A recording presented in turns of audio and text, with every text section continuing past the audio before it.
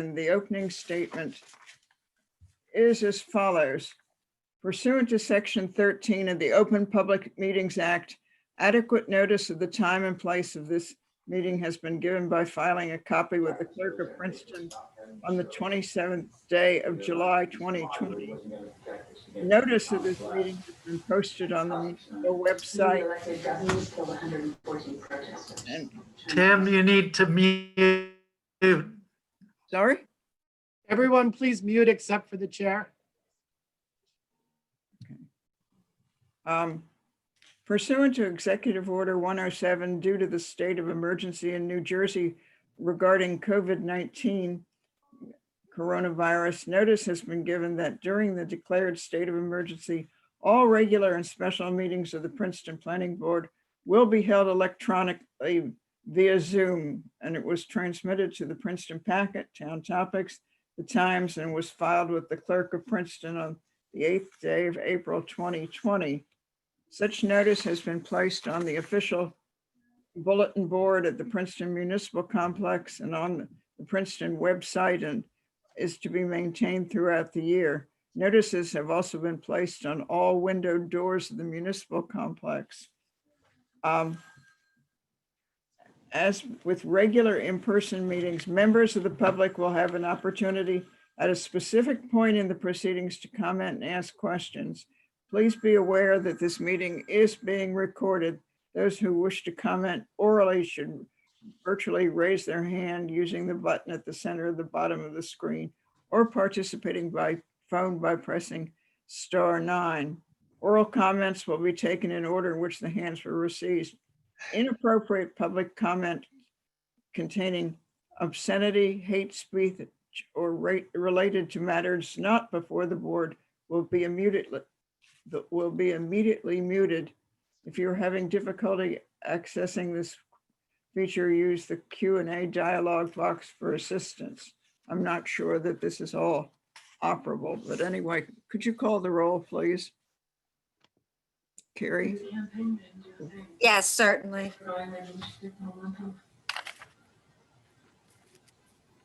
Ms. Capizoli?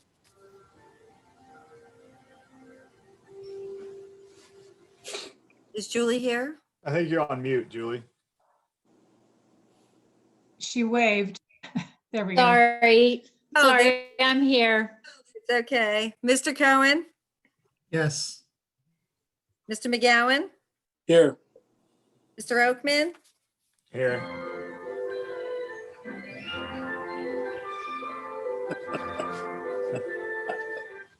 Different. Mr. Quinn? Here, but my camera is inoperable apparently. Oh, I'll probably leave the meeting, restart my computer, and I'll join you ASAP.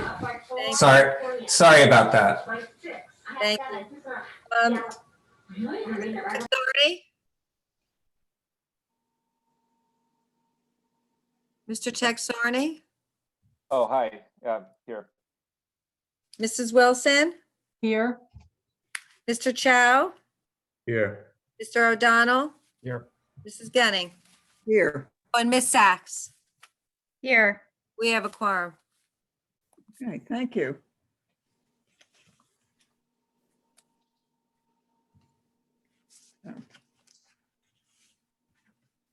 I'm also a little bit confused about the agenda for this meeting. I'm assuming that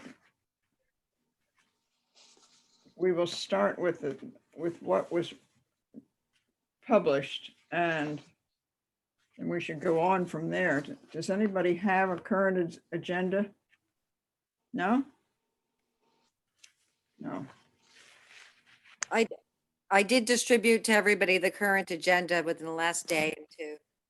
Yes, I have one up on my screen, or I can quickly navigate back to it. Wrong.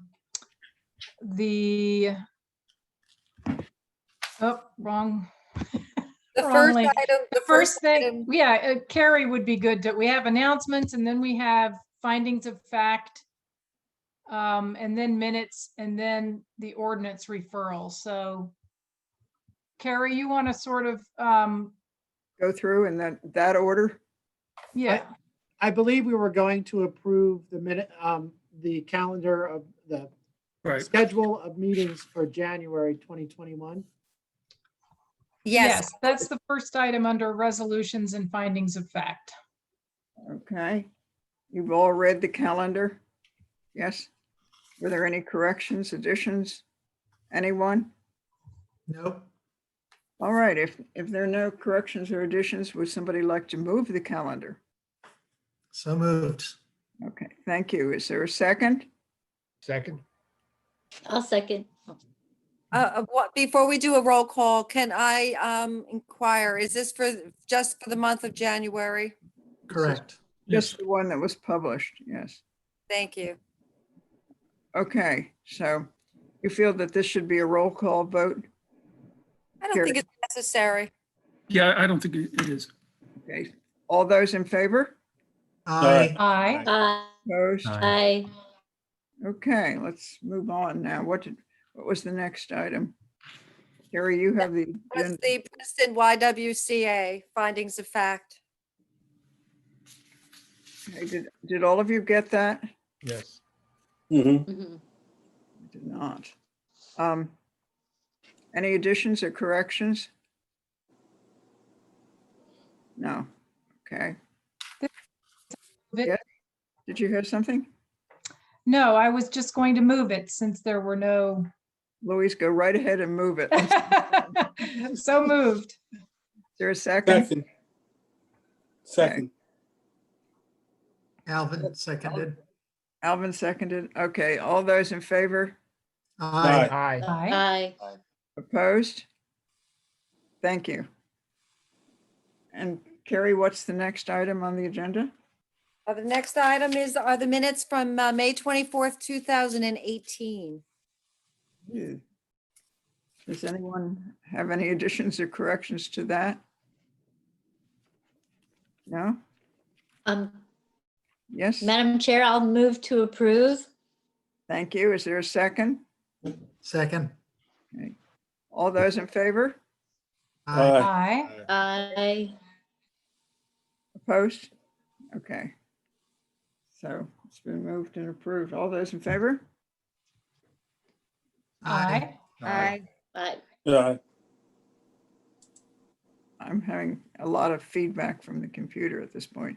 So what was the next item on there, Carrie? That would be the minutes from September 24th, 2020.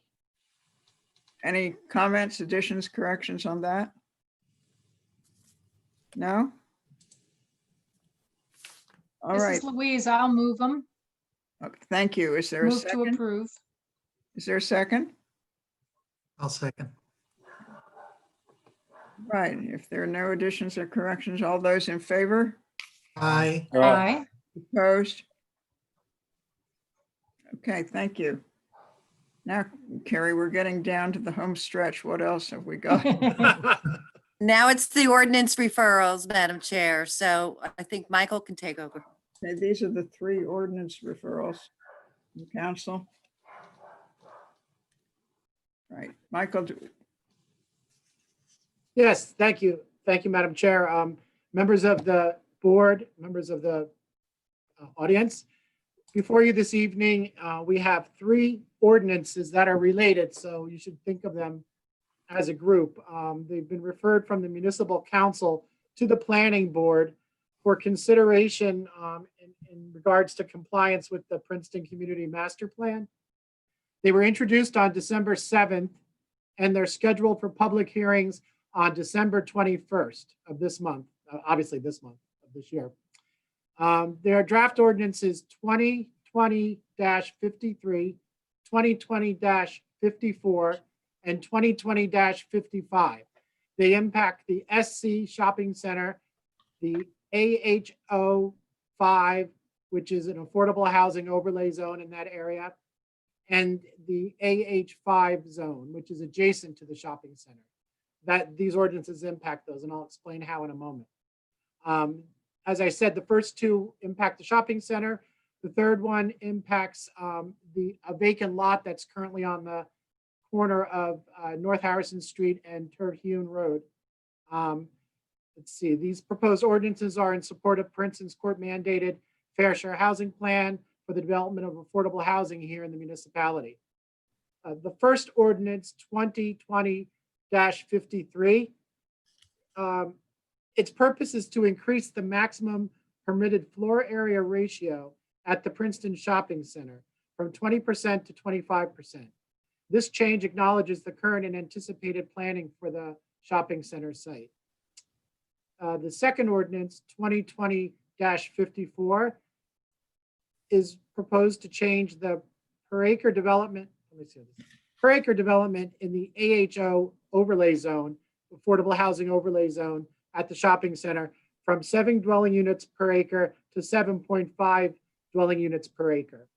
And this adjustment allows for better flexibility in planning and design while remaining within the overall 200 unit cap, which has already been set for the site. So it's really a bit of housekeeping just to make that work.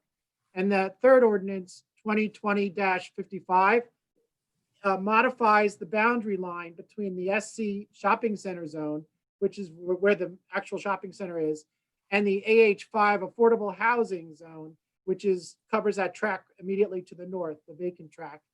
What it does is removes an approximately 1.04 acre boomerang shaped. I think it's the first time I've ever used boomerang in planning. That's interesting. Boomerang shaped area from the northeast corner of the Princeton Shopping Center property. If you can picture it as you go around that circuit drive of the shopping center, at the northerly end by McCaffrey's, there's an edge of around that circular drive where there's some accessory buildings and storage, just so you can kind of picture that. That's the general area, the northerly end of the developed area, the shopping center. And again, what would happen is this land would be added to the AH5 district. It just makes planning and development of that vacant tract more feasible. And it also makes the shopping center more in line with what's being planned there for the growth of the shopping center. The 3 draft ordinances staff feels are reasonable adjustments to the land use code that will facilitate development while supporting major goals of the master plan. The goals I'm talking about include encouraging new locations for affordable housing, a greater diversity of housing opportunities in the municipality, and by directing new development to locations where existing infrastructure and transportation resources exist. And this is not only for increased affordable housing, but also to make the shopping center more economically viable, because as we know, the Princeton Shopping Center has been struggling in the recent past.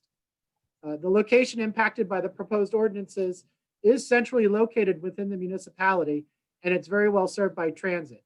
Shopping center, both the shopping center and the vacant northerly site are within walking distance of many destinations and services. The proposed ordinances will facilitate coordinated smart growth development in this section of Princeton. So that's an overview of the purpose and intent of the 3 ordinances. Okay, thank you very much. I think that maybe we should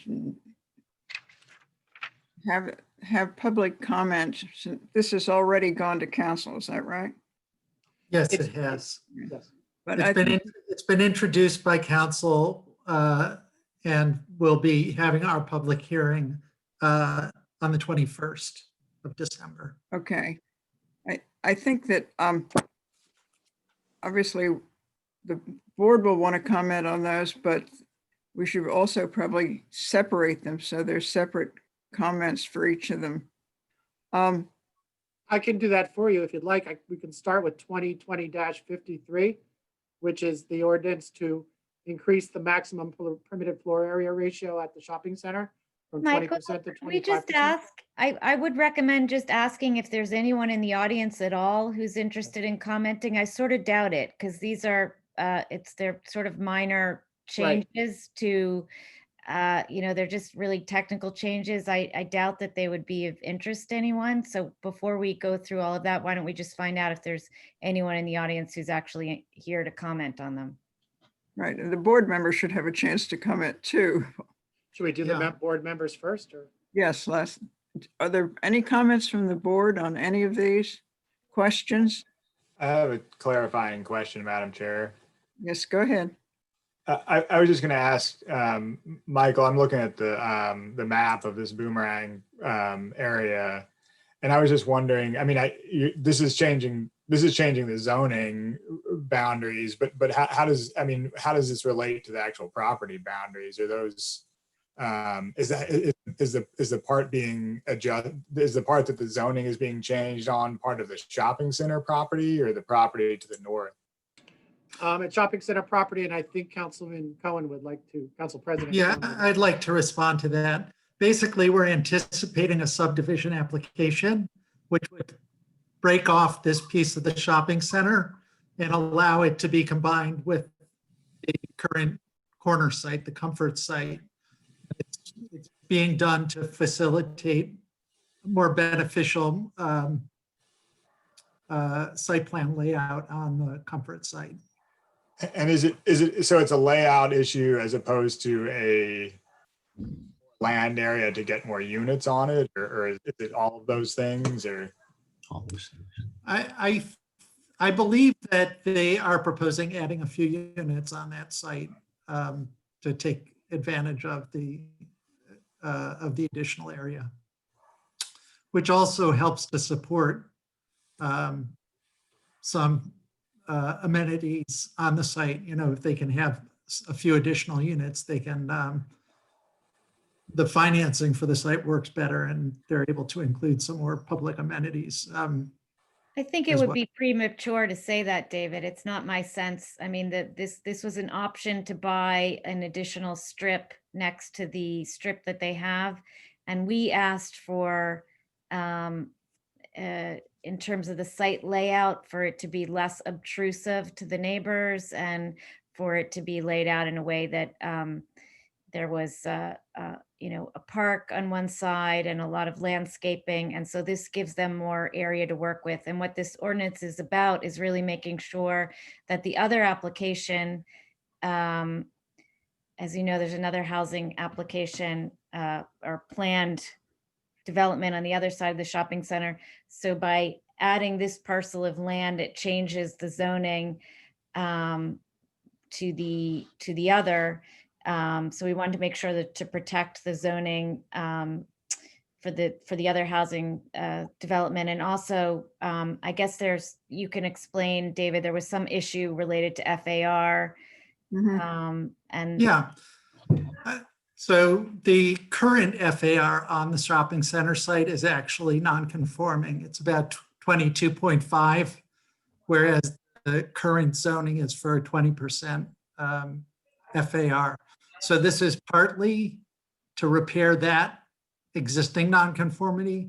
But as me was saying, when we subdivide this off and remove it from the shopping center site, it reduces the area of the shopping center site, which in a domino effect increases the FAR without any change to the structures on the shopping center site.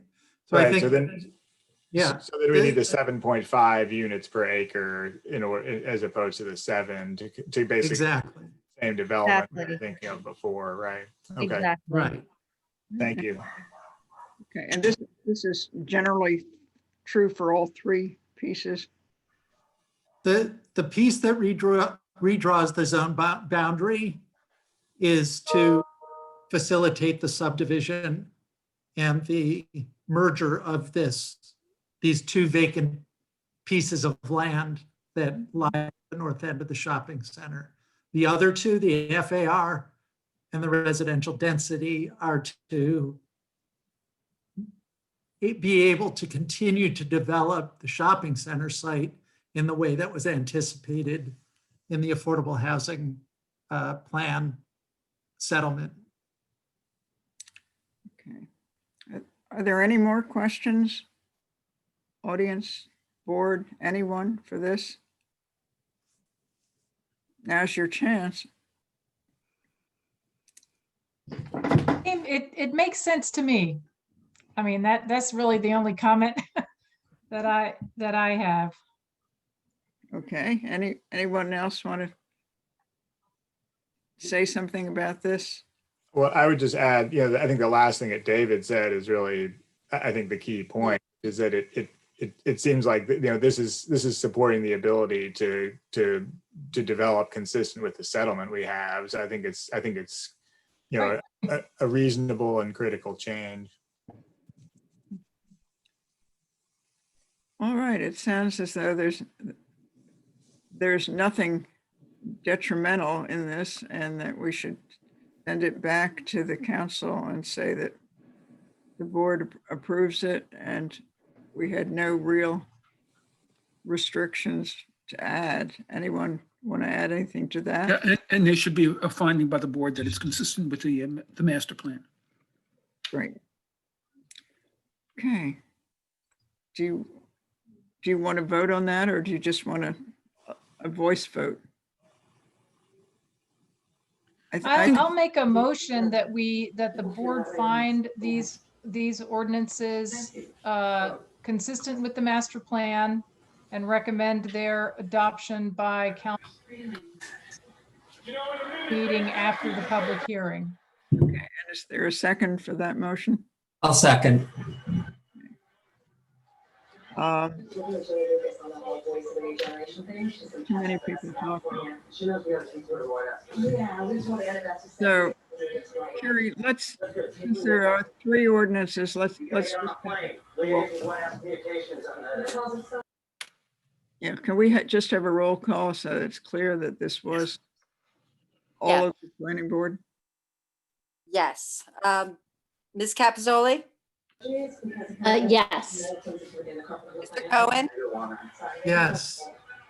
Mr. McGowan, Yes. Mr. Oakman, Yes. Mr. Quinn, Yes. Sachs, Yes. Mr. Texarney, Yes. Ms. Wilson, Yes. Mrs. Gunning. Yes, Motion carried. thank you very much. And we'll be sending this back to council. Now, Carrie, what's the next thing on the agenda? That would be 300 Witherspoon. Okay. Do we have someone who's going to speak to that? Yeah, let me put on, I'm sorry, Carrie, go ahead. Chris DeGrazia is the attorney of record. Right. Proof of publication and service are in order and the board has jurisdiction. Thank you. I think Michael wants to introduce it. Michael Laplace. Yes. Michael, if you could raise your right hand. Ah. Do you swear or affirm the testimony you're about to give will be the truth? I do. So sworn or affirmed. Thank you. This application is for 300 Witherspoon LLC, which is located, the subject premises is 300 Witherspoon Street, not far from where I'm sitting right now. It's a minor site plan with variances application. And the site is about 1.16 acres, and it contains the former home of the Princeton Packet newspaper, where their offices and warehouse were once located, print operations as well. It's just south of the Community Park School. To the west is a Municipal Public Works Center, and it's on the west side of Witherspoon Street. There's a variety of residential and commercial uses east and south of the site, as well as immediately to the south is the Witherspoon Jackson Historic District. The applicant is seeking minor site plan approval with variances for the conversion of the existing commercial building, the 2-story building, to office use with ground floor retail at its easterly end. This is the ground level facing Witherspoon Street. In fact, there's already a retail tenant in place there. The application also involves the construction of over 6,000 square feet of new second floor office space, which is being constructed within the 8,691 square foot existing building. So you'll hear details about that from the applicant. The variances include site features such as the trash enclosure, loading areas, and signage. There's also a parking deficiency variance being requested. The plan calls for, the plan indicates a provision of 63 parking spaces in lieu of 133 spaces required by code. So it's an interesting project. It's an obviously adaptive reuse of a former newspaper operations center. with a variety of uses that seem to address some needs in the community in terms of, well, you'll hear about the tenants. It ranges from the retail on the first floor to health services that will be in the upper floors. So I think I'll leave it at that and let the applicant take it from here. Okay, any board questions before we move to the applicant? No? Well, let's hear from the applicant then. Thank you, Madam Chair. I think, Michael, when you go first, you take everything that I'm going to say. You can repeat it if you want. I like to just say the good stuff, you know? I know. It's nice to see everyone tonight. As Michael said, we're here to talk about 300 Witherspoon, and I represent 300 Witherspoon LLC. It is a minor site plan, and it does have some related variances. And as Michael said, it is a revitalization project. So it's essentially, the purpose here is to update the existing building to accommodate and make sort of a first-class office space and some retail space on the first floor. And we'll get through the testimony. You'll hear from the various professionals, but there's numerous improvements to the site. So you'll have elevators being added, new windows, improvements to accessibility, some really nice elements like electric car charging, new bike parking, enhanced access to the site when you drive into the site, new lighting, pavement, updated stormwater management, enhanced landscaping. It's really to make the site function better and more viable.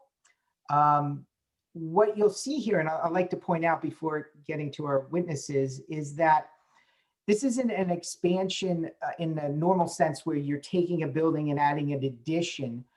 Because there was a use that had, say, a printing press inside, there were some elevated spaces. So there's a lot of, double floor area. And essentially, we're doing some renovations on the inside to make it more efficient and to make it like an office, which would be adding some more floor area on the inside. So the building footprint is not changing. There's some little changes maybe to the roof line when you add elevators, but it's all in conformance with the code. But it's basically the same building that's there today. It's just being updated and improved as part of this adaptive reuse project. So I think first I wanted to put a face on the project, and we'll have our representative owner, Helena May. I wanted to just have her introduce herself to the board. We'll have to have you sworn. We'll have to have you sworn in too. Wanda, do you want all of Christopher's witnesses to be sworn in? Why don't we do all of them? Okay. Christopher, if you could have all of your witnesses raise their right hand. Do you swear or affirm that the testimony you're about to give will be the truth? I do. So sworn or affirm. If you could go around and just state your full name, spell your last name, and give your address, please. Thank you. Helena May, M-A-Y, 611 Lake Drive, Princeton, New Jersey. Jim, are you there? Oh, there you are. Jim Kamalak, Kensho Resources, 360 Nassau Street, Princeton. Manuel? Manuel Ubiora, architect, 504 Aldrich Road, Howell, New Jersey. Nick Vetterisi, there you are. Nicholas Berterisi, Dynamic Traffic, 1904 Main Street, Lake Como, New Jersey. Nick, you may need to work on your mic there. We're getting a little static. Mark? Mark Weinglass, Princeton Property Improvements. We're at P.O. Box 1328, Princeton, New Jersey. I think that's who we have for now. That's it? Yep. All right. Do you want to start with one of these people and go through then? Yes, I think Helena, I wanted her to introduce herself. Thank you, Christopher. Good evening. Thank you for the opportunity to come before you today. to present my application for minor site plan with parking variance. My family and I are very grateful to call Princeton home for the last 16 years. My two older daughters graduated from Princeton High School, and now my son and my youngest daughter are students at Princeton High. My goal for this project is to further, to deepen our tie with Princeton by investing in the economic growth and vitality of the town, by providing needed services that would benefit the community, and by hopefully to bring some exciting vibe to the northern part of Witherspoon Street. I'm very grateful for the town officials, Ms. Phillips, Mr. Bridger, Mr. Laplace, and Mr. Purcell, and others for their very gracious guidance along the way. And I'm also thankful for Councilwoman Michelle Perron Lambros, who brought to my attention that the community could use health services. And together we brought Capital Health to the table in discussion with the town to finalize a agreement to open a health clinic for a well baby health clinic at this location. And I'm also very thankful for our professionals today who you'll hear from their testimonies for their dedication and support to make this vision a reality at 300 Witherspoon. So I thank you tonight for giving your time and your commitment and dedication, and for your input and your support to improve this property to benefit the community and the town. And I look forward to moving forward together. Thank you. Thank you. Thank you, Elena. If there's no questions, I'd like to pull up, grab our architect and get started on our presentation. Our engineer, I'm sorry, James. And Christopher, if you could qualify him? Yes. Actually, James, are you there? Yeah, I'm here. Good evening, everyone. Jim Kamalak, Kensho Resources, a licensed professional engineer in the state of New Jersey, as well as a licensed professional planner. I've been practicing site engineering and planning for almost 20 years at this point. A graduate of the College of Engineering of Rutgers. I've testified before the Planning Board and Board of Adjustment as well, many different projects throughout town, and have been qualified as such. We like to present him as an expert in those areas. All right, we accept his qualifications. Thank you. Thank you. Good evening, everyone. We have a slide exhibit that has been submitted to the board, which you should all see on your screen. And we'll take you through this to tell you the story about the existing building and what is being proposed. And let's mark that virtually, Exhibit A1. And as you go through it, if you could identify, are they numbered, the slides? No. Okay. Just if you could identify them in some fashion as you go through. Sure. Okay, slide 2. So slide 2 is the tax map. It highlights the existing site, highlighted in yellow. As you can see, it fronts to the east on Witherspoon Street. Community Park School is to the immediate north, as well as the municipal maintenance yard to the west, and several existing residences on Birch Avenue back up to the property, and a few in addition to that on Witherspoon Street as well, near the portion of the frontage.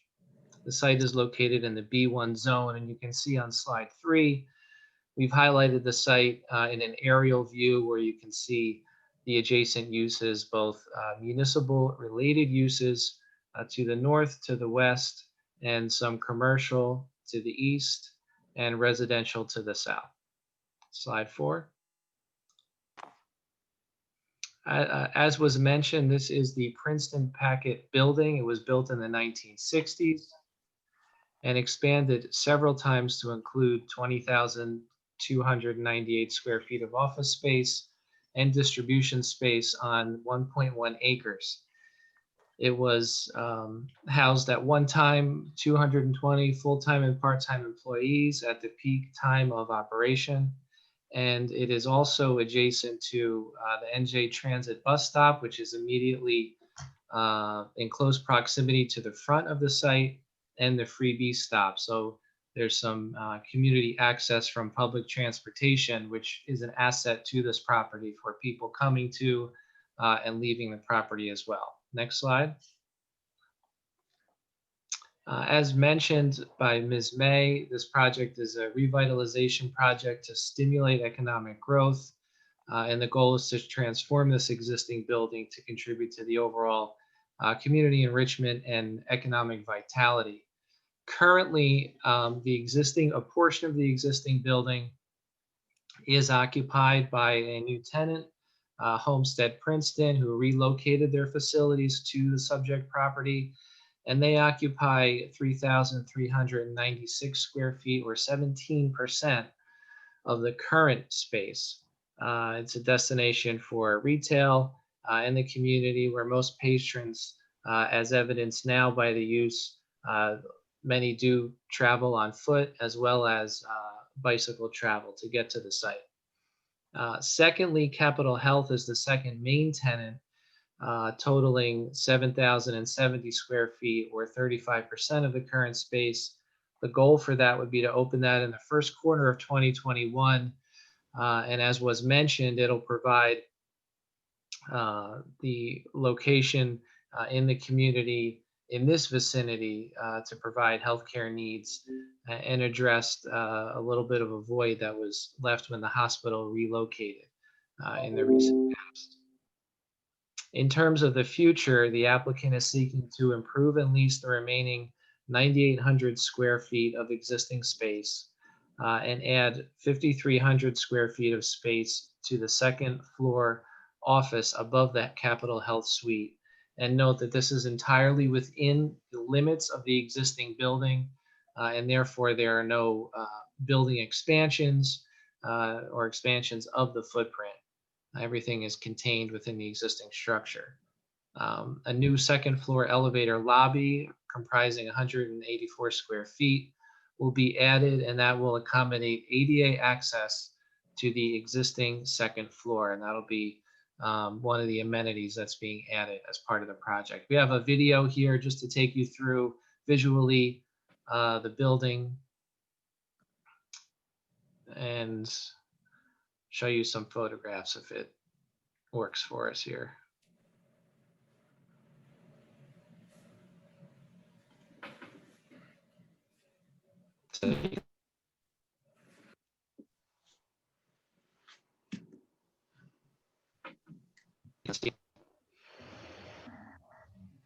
The pre-existing condition here, and then the recent upgrade facade improvements. And that's the location of the homestead space. This is the main entry of the homestead space prior to the finishing touches, and then the final product as it is today.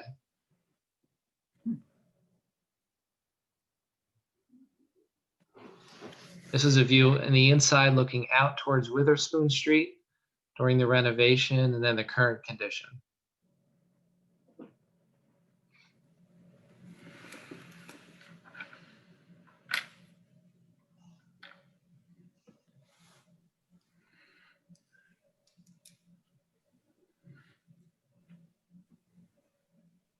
And our architect, Emmanuel, will discuss the existing and proposed layout for the building.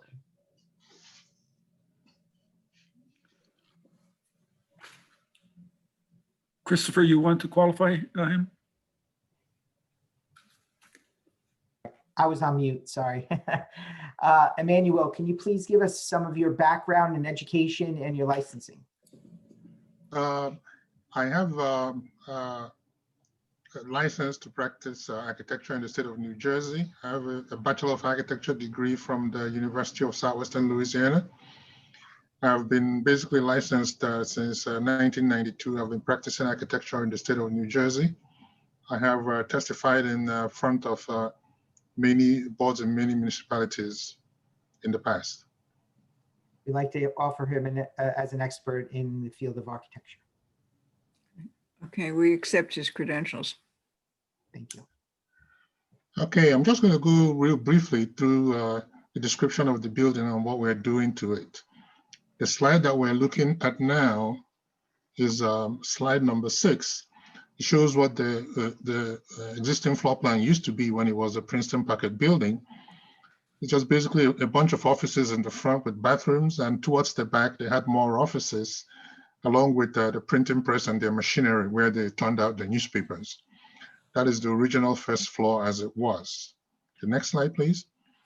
The next slide shows the second floor as it was. On the front, again, some offices. And if you look towards the back, there's a difference in height.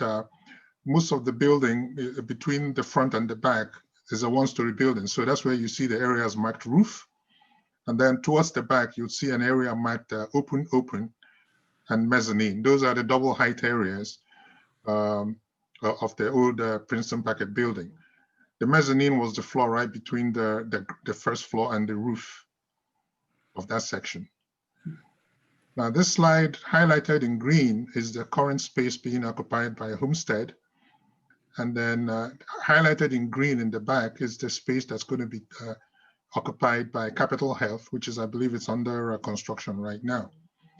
The remaining spaces that you see there that says available space is what we anticipate that we're going to be renting out when all this goes through the process of approval.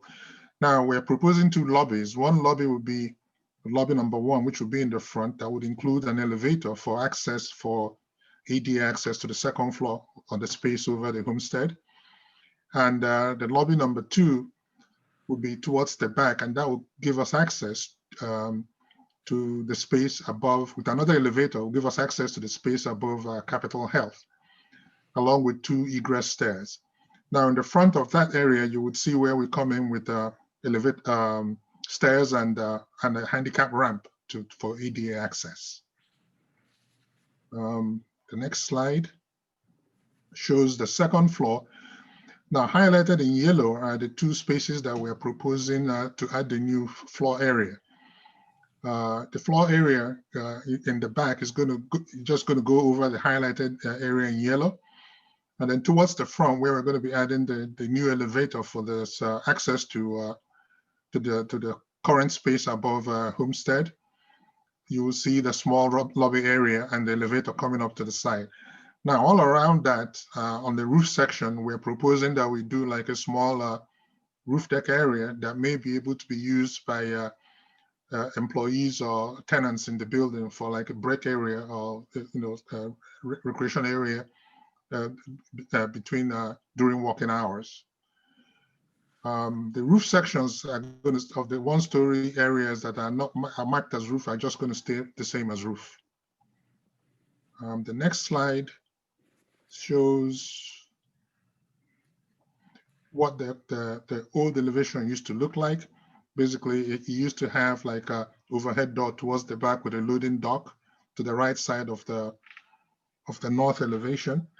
And then you just saw a picture of the east elevation, what it used to look like when it was at the Princeton Packard building. Next slide, please. Now, this slide shows the initial submission that we made. This was a submission that shows an elevator shaft with a glass wall coming down the middle. And basically what we did was that we relocated that elevator towards the middle of the lobby, as you can see on this slide. What that did for us was it allowed us to be more efficient with the space. We were able to reduce the size of the lobby area on the second floor from 324 to 184 square feet. And a couple of other things that we did as per the SPRA meeting was that they had requested, initially when we did the design, we had windows added on the right-hand side, as you can see, with canopies over all the windows. They had requested that we remove all the canopies that we had over the windows and just put a canopy over the entrance door, which is reflected on this elevation. And then the canopy over the entrance into the lobby number 1, which is reflected on the left side. Now, also based on discussions between the landlord and the tenant, Capital Health requested that we put a sign on the building, which is we're showing right here on the right corner of the building. Now, this sign is just like a depiction to show you where approximately we're proposing the sign to go. Also, if you look at the building, we're proposing painting the building with a basic gravel gray color, which is the color you saw on the second slide of the movie of the first presentation, and with a rock gray accents. The gravel gray is like the darker color depicted on these elevations, and the rock gray is like the light color, the accents you see over the windows. And also what I'm proposing here is also that we add stone over the entrance of the lobby number 1 and along the middle section of the space right next to it as an accent. That stone is supposed to match the front stone that you have. If you look at the east elevation, it's supposed to match the stone that you have right there. Okay, the next slide. The next slide shows the south and west elevation, what it used to be. Basically, the south elevation was just a big blank wall. And then the west elevation was also the same thing, a big blank wall, because that was where they had their machinery before for the Princeton Packet building. And this slide shows what we're proposing. We're adding a whole series of windows along the south wall, and then additional windows.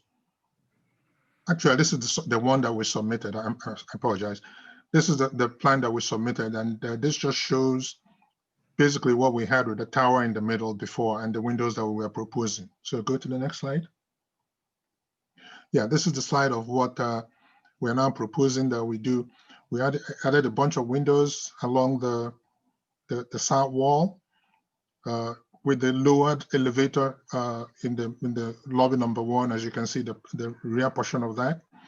And if you look at the west elevation, we're adding 6 windows on that wall. Now, one of the things that we had to respond to as per the SPRAB meeting we had was the windows that you see on the south wall are going to be stippled glass, because there was a recommendation that we would provide some sort of privacy glass there, so that while the glass is able to let light into the space, people in the offices are not going to be able to see out into the neighbors' properties. So all those windows that you see there that are like in a light white color, as opposed to the darker blue color, those will all be stippled glass so that you'll not be able to see through them. The next slide.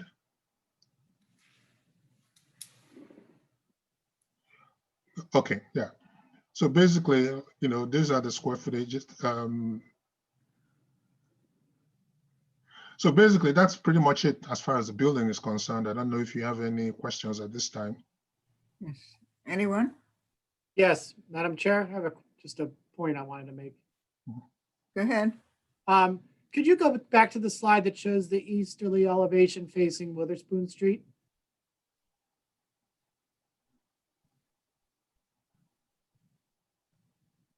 Great, thank you. I just wanted to make it clear to the board and to the public that on the bottom there, which is the east elevation, all you really see from Witherspoon is that section right where, that's to the right. To the left is actually set back and behind existing houses. So I just wanted to make that point clear. Thank you, Michael. Mm-hmm. Any other questions? This is Louise. I thought that I remembered from the site plan documents that there was going to be an entrance to Homestead off, directly off of or facing Witherspoon Street. Did I misunderstand that? Because I don't see that on this rendering of the east elevation, and I'm just asking out of curiosity.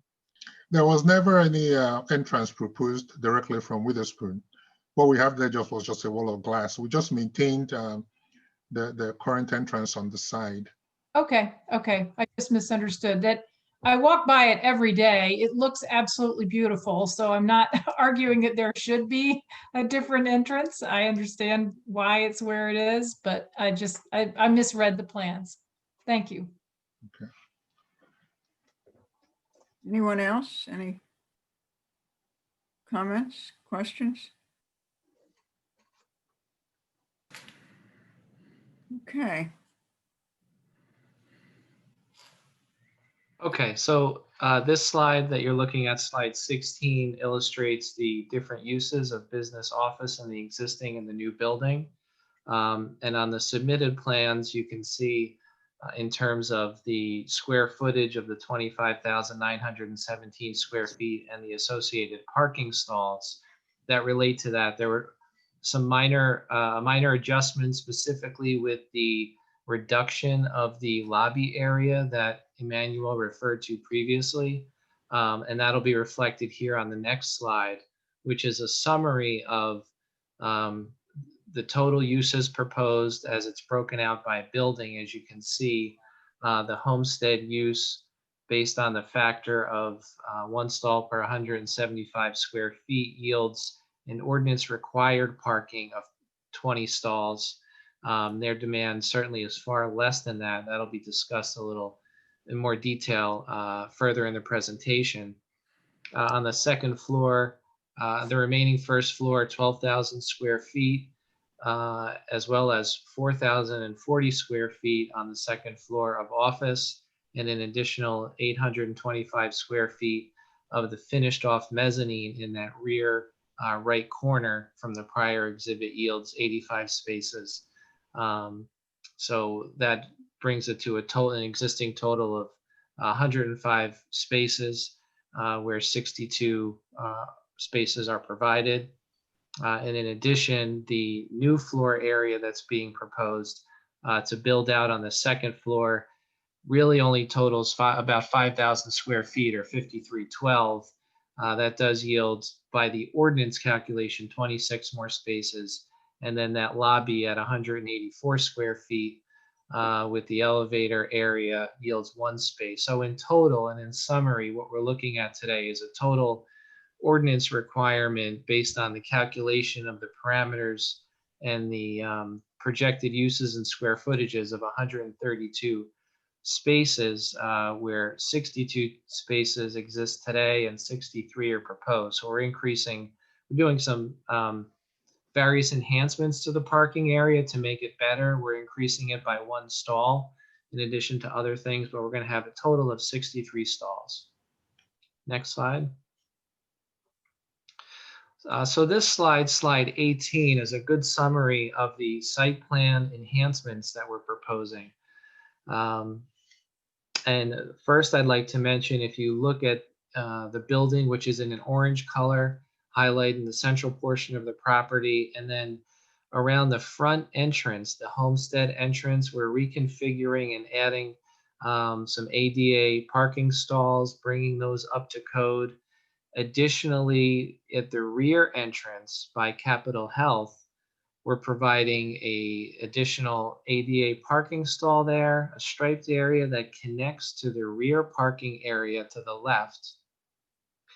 And then in the gray area near the entrance, we're constructing an ADA handicap ramp at the Capitol Health entrance as well. So they're basically bringing the parking striping configuration up to code and providing many ADA enhancements as part of this project to suit the building.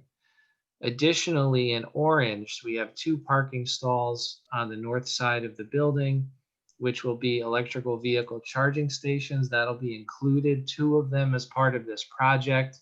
We've oriented them so one can be perhaps more suited to the front entrance, and then the second more suited to the rear entrance.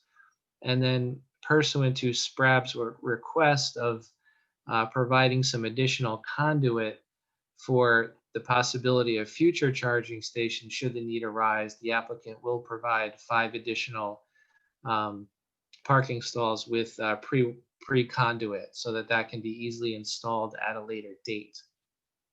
If you look at the rear of the property, the rear left-hand corner in purple, the trash and recycling enclosure area, previously that was located much closer to the building within the parking area.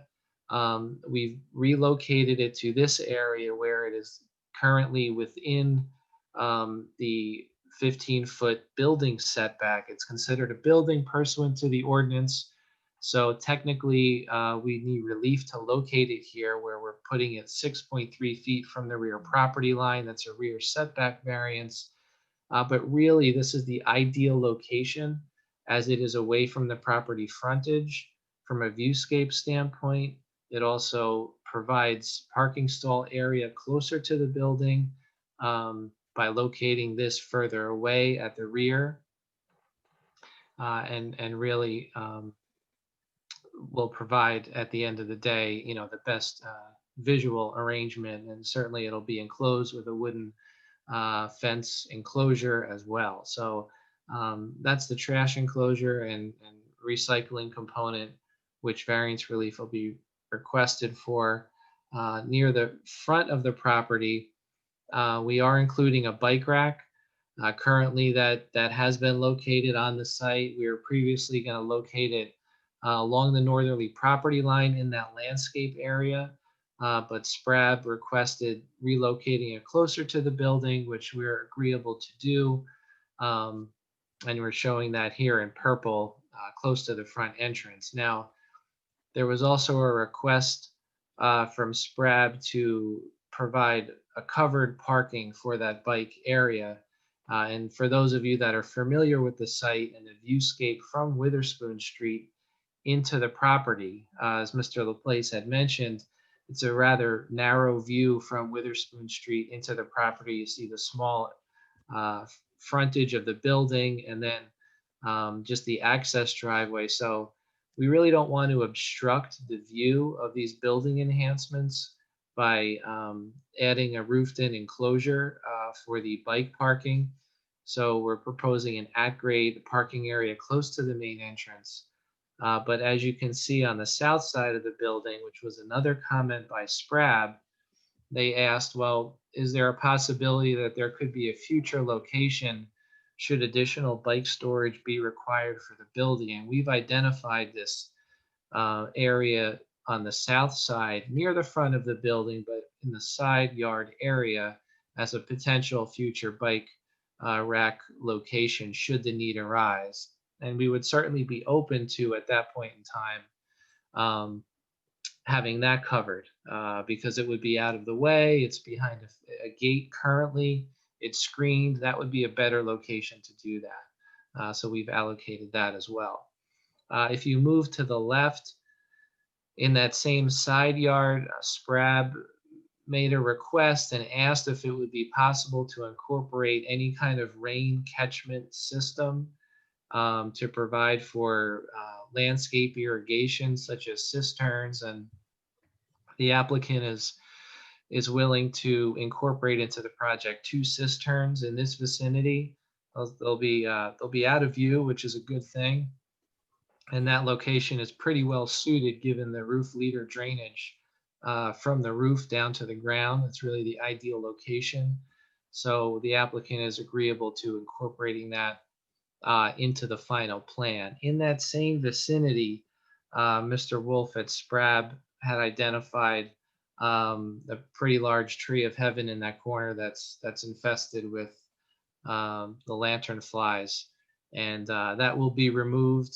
The applicant's willing to take that down in concert with Taylor, the arborist, at the appropriate time. And then the other Atlantis little seedlings that have grown up in the yards, they have since been removed. And that was another comment from SPRAB that's already been taken care of. If you look at the frontage near the entry driveway, the pre-existing monument sign, it was in the upper right-hand corner of the property, as is being highlighting for you on this slide, next to the landscape area. Originally, we were going to just re-outfit that monument sign with the new placards for the building. But SPRAB and the staff professionals really preferred relocation of the sign, and we're open to the relocation closer to the building so it has better visibility from people that are passing on Witherspoon Street, and also rotating it perpendicular, which was a comment, so that it can be seen better from the north and from the south as you're approaching the site on Witherspoon Street. So that freestanding sign, we have it proposed as part of our plan. It's conforming with respect to setback. We'll show you some more details in a couple of slides on the sign.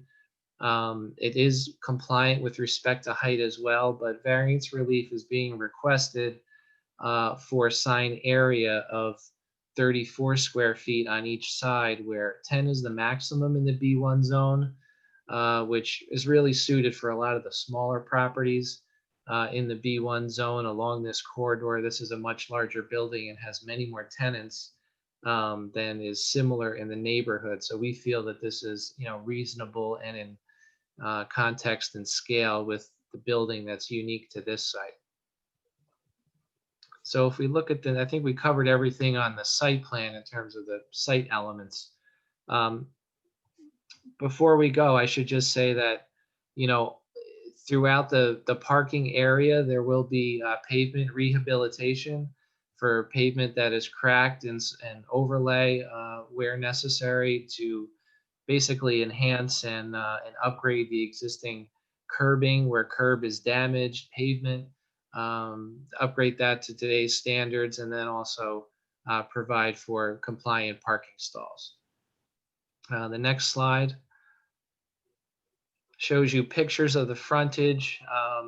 This is the sidewalk looking towards town here, and I think there was a comment in one of the reports as to possibly the necessity of upgrading these sidewalks. However, we've looked a little further into it based on their condition, which is suitable, the lack of cracks and deterioration. And in addition, it's not substandard with respect to width. It's 5 feet wide, which is consistent both north of the site and south of the site. So we anticipate to improve the driveway apron, but leave these sidewalks in their existing condition. We also have designed the site such that a main goal was not to increase the impervious surface. We have various sustainable elements as part of the enhancements to the property. So we're not increasing the impervious coverage at all to the site. It's actually slightly under the impervious coverage, but we are including a couple elements of improvements to the stormwater management system, really as a bonus element. It's not required by the ordinance, but the applicant is, pursuing to invest in the site and know that it's an asset to increase the stormwater conditions. So we're including a water quality inlet prior to discharge off-site to help with the settlement of solids from the system. And then the next slide. We're also including pervious pavement parking areas in certain portions of the site where they're suited. And on the next slide, which is the drainage plan, you'll see here the areas highlighted in blue that will be reconstructed in and around the rear entrance to Capitol Health. We have these parking stalls that'll include pervious pavement as a stormwater amenity, as well as the water quality inlet in the upper left-hand corner highlighted in green. And as we mentioned before, the rainwater catchment cisterns will be a third component that the applicant is volunteering as part of this project. Next slide. Additionally, all of the site lighting will be upgraded with new energy efficient LED site light fixtures that will result in 70% energy savings, with the site lights rated for 100,000 hours or a 30-year service life. So from an energy consumption standpoint, this is another sustainable element that's being incorporated into this rehabilitation of the property. Next slide. Our site plans include a detailed lighting plan for the proposed site lights and building mounted fixtures. And this illustrates a point-by-point distribution of the performance of the new lighting and the overall conclusions here with the lighting and the distribution and the intensities is that it'll provide the necessary light for the parking areas without any substantive impacts to sensitive adjacent properties, specifically the residences to the south.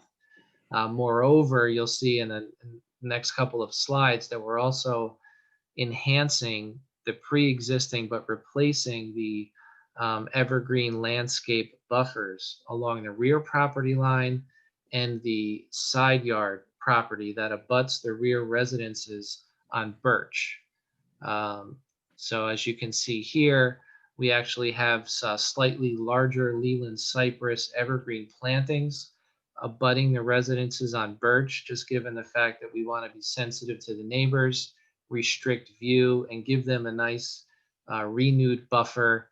And along the rear of the site, we're proposing arborvitae buffer that abuts the maintenance yard, and that'll also enhance the view while you're on site as well, minimizing the sight of the yard that's to the west. So if you go to the slide before, just to summarize, slide 25, we've incorporated a significant amount of new trees and landscaping, about 180 perennials and grasses, 80 shrub plantings, 50 trees, both evergreen and shade trees. I think Mr. LaPlace said, see if there's a possibility of adding a couple of trees along the frontage. The area's not very expansive along the property frontage of Witherspoon Street, but we'll certainly work with the landscape subcommittee if there's the ability to locate a couple of trees along the frontage. In addition to what we've shown on the plan already, we're certainly willing to do that. Then I would note that there's a substantive amount of native plantings that we've included as part of this plan in the plant selection and tree selection process as well. Okay, next slide. Next slide.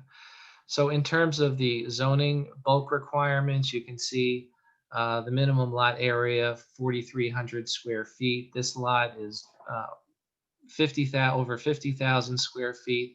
Certainly compliant with that with respect to lot width, depth, frontage, side yard setback, building height, floor area ratio is fully compliant and will be in the proposed condition, as well as parking setbacks.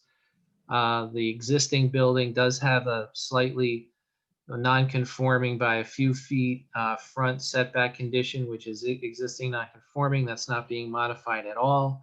And the only bulk requirement that we're seeking relief for, as I mentioned before, is for the trash enclosure, which is considered a building. We'll put it way back at 6.3 feet, where 15 feet is the ordinance requirement. And Jim, Next just to be clear, the building itself meets the rear yard setback requirement. Yes, that's correct. Okay. By a lot. Yeah. Next slide. So to summarize the variances that are being requested as part of the application, Section 246 rear yard setback, we mentioned that. Section 282 parking stalls, 132 required, 63 are proposed, and we'll have more testimony shortly on that. Section 283 and 84, 284 for a loading space 15 feet wide by 25 feet long. Really, it's required for all non-residential properties. In this particular case, there's no substantial or significant truck traffic or large loading vehicles that are required for the proposed uses. Really, the loading would amount to a UPS truck entering the site and dropping off a package. The homestead facility uses very small vehicles, and they're currently in operation and utilize the existing parking stalls for their drop-off needs near the front of the building, so that capacity is already there. So really we want to, since we have 63 stalls, we want them to be available for passenger vehicles and not take up several stalls to accommodate a loading area that may not be needed in the future or rarely, if ever, used. Therefore, a variance is requested, and we discussed that with SPRAB, and their letter indicates that there's definitely in support of granting that relief for a loading space. For sections 297 and 298, with respect to the signs, the relief that we're requesting is for 2 additional signs on the site. One is freestanding, as I mentioned before, at the front of the property, 4 sign area at 34 square feet per side, where 10 feet is the ordinance permitted area for the sign. Again, based on the unique nature of this site and the size of the building, number of tenants, there's a real need for it here. And additionally, the facade sign that our architect discussed and showed you at the rear entrance for Capitol Health, that sign is proposed to be internally illuminated. We'll show you on the next slide, but since the zone does not permit any internally illuminated signs, relief is requested. But we'll show you the details of what that looks like in just a couple of slides here. I don't think there's anything new on this slide, so let's go to the next one. So this is the freestanding sign, as I mentioned before, compliant with respect to height setback, but 34 square feet is the relief, and it would be lit with an LED strip at the top shining down, as opposed to a landscape light that's bright shining up. It's a pretty sharp sign. It'll include Capitol Health as well as tenant signs for those occupying the office space. Next slide. And this is just a specific breakdown of the dimensions of that 34 square feet. The facade sign here, you can see as highlighted, is 24 square feet, and that is compliant with the ordinance requirement. No relief is requested. And just to clarify for you with respect to the illumination, really what we have here is LED illumination of only the letters that project above the surface of the sign. So we don't have a large expanse of backlit background that you may see on other signs near a highly commercial corridor. We really just have illumination of this aqua blue and this green color to bring attention to people entering the site looking for Capitol Health, perhaps in the late afternoon, evening hours this time of year, to orient them over to the rear entrance. Jim, can you just show the site plan? Because I think it's important to see where that sign is and just point to the location. Sure. So if we go back up. So it's in that location. It's essentially facing the parking lot. So when you're along Witherspoon Street, you're not going to see it. It's basically in the little, Like an alcove. Yeah. Yeah. So it's really for the purpose of people coming on this site and orienting them to for the people there on site where the location is. And additionally, with respect to that, there's also no visibility from the residences on Birch, which are at the bottom of the page. It's fully screened from that as well, which is another potentially sensitive concern that we might have, but that's not a concern in this case. Okay, so let's continue with the other slides. So this is a rendering of the freestanding sign at the front, off of the front of the building. And the next slide just gives you an idea on what that would look like from the entry drive, as well as from the homestead front door as you look out towards Witherspoon Street. Next slide. So just to summarize from a site plan standpoint, on a lot of the highlights of these enhancements that we mentioned, we're adding 2 lobby elevators to improve accessibility, which currently does not exist. We're designating multiple code compliant handicap parking stalls new ADA ramps and new sidewalks, improving the accessibility above what's there today. Multiple new ADA bathrooms are being added within the building.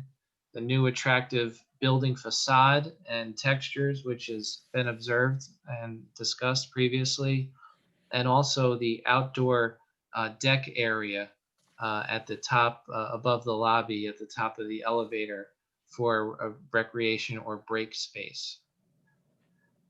We also are providing bike racks to meet the demand for people visiting on bicycles, 2 EV charging stations, plus 5 stalls for proposed conduits, new striping and pavement rehabilitation, including curb where needed, a new trash and recycling enclosure relocated to the rear of the site, 2 stormwater management elements that are upgrades above and beyond what's necessary to comply with the ordinance, new energy efficient LED site lighting throughout the entire site, and enhanced landscaping. So that's a summary of the site plan elements, and our traffic engineer will discuss issues related to the parking and parking lot use. So this is Nick Vetterisi. Nick, can you go over your qualifications, please? Sure. I have a Bachelor of Science degree in Civil Engineering from Rutgers University, 1990. I'm a principal founder of Dynamic Traffic. I have a licensed professional engineer in the state of New Jersey, a member of the Institute of Transportation Engineers. I've appeared before this board a number of times in the last couple of years, and I've appeared at over probably 250 different boards throughout the state of New Jersey. And we accept your qualifications. Thank you. Thanks. So can you tell us what you've done to take a look at this property and evaluate the parking and traffic? Yeah, so we prepared a parking assessment. It was submitted to the board dated November 20, 2020. I'm going to touch on the traffic first, since the parking is a little more extensive. I'm just going to, we looked at, the different uses that are on the site, the sizes of the different uses. So retail use, so the homestead, medical office space for Capitol Health, and general office space for the remaining 15,000+ square feet. Trip generation wise, it's not a significant generator. It generates about 1 vehicle per minute through the day. So it's not going to be anything that overburdens the adjacent roadway system. The existing driveway is going to be repurposed for the new use.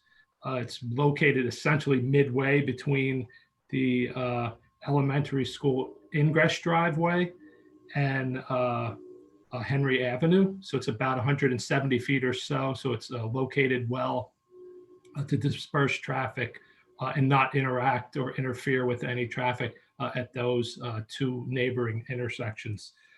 So overall, I'd say it's not a significant traffic generator. We, in the industry, ITE, as well as the NJDOT, identify 100 new peak hour trips as being significant. That's not even accounting for, an existing use, previously existing use that had upwards of 220, full and part-time employees. In your engineer's review, he concurred with my findings that this project does not generate a significant increase in traffic. As far as the driveway, Jim talked about the driveway. There's good sight lines from the driveway. There's good pedestrian access to the site with sidewalks along the frontage and sidewalk entering the site. There's a bike rack proposed right in the front of the site, so it'll have good access for bicyclists as well. There is along Witherspoon enhanced, the roadway's enhanced for bicyclists with sharrows to identify that there's a sharing of the road between the automobiles and the bikes. So this site is well located to attract persons to the site other than single occupancy vehicles. So that's where I'm going to start and get into the parking. And that's kind of the crux of a lot of the parking argument, is the location of this site and the uses that are proposed. To go to, I'm going to repeat a little bit of what Jim talked about, proposed 63 parking spaces. The ordinance requirement is 132, and that's a mix of 3 different uses, but 2 different use categories in your ordinance. It's retail space for the homestead, it's medical office space for Capitol Health, and it's general office space for the remaining square footage on the site. So it's the location, the mix of uses that make this site unique. And Jim mentioned the uniqueness of the site, and I want to echo that and saying the uniqueness of this site is what will help the board be able to grant the deviation from the ordinance. So first of all, the location of the site. As I mentioned, there's good pedestrian access. There's a walking score identification, which is a publication that identifies areas, and it gives a score of 0 to 100. This site has what they consider very walkable, an 82 out of 100. So it's, as I mentioned, a very walkable site. So we anticipate, and we've already seen it with Homestead, getting a good portion of their customers walking to the site. Secondly, there's good bike access, as I noted previously, with the enhanced roadway along the frontage. The upgrades to include bike facilities on the site, and the area in general. I mean, you're all familiar. There's a lot of bicyclists in the area.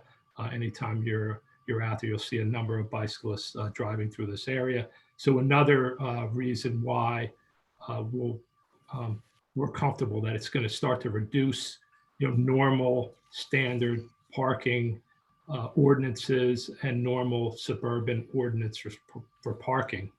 The third location-wise is the ability for mass transit usage. Right along the property frontage, immediately in front of the site, is a bus stop. Nearby is a freebie site as well, a bus stop site as well. So there's good access for transit for employees or visitors of the site as well.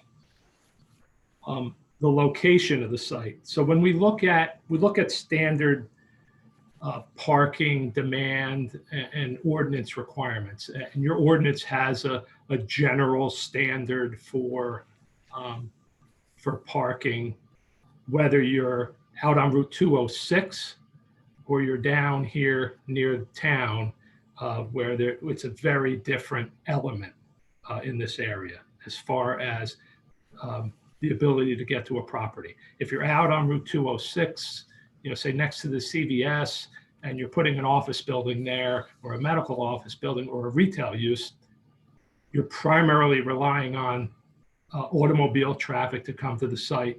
You have an ordinance that covers that for retail, 1 per 175 square feet, and for the various office uses, 1 per 200 square feet.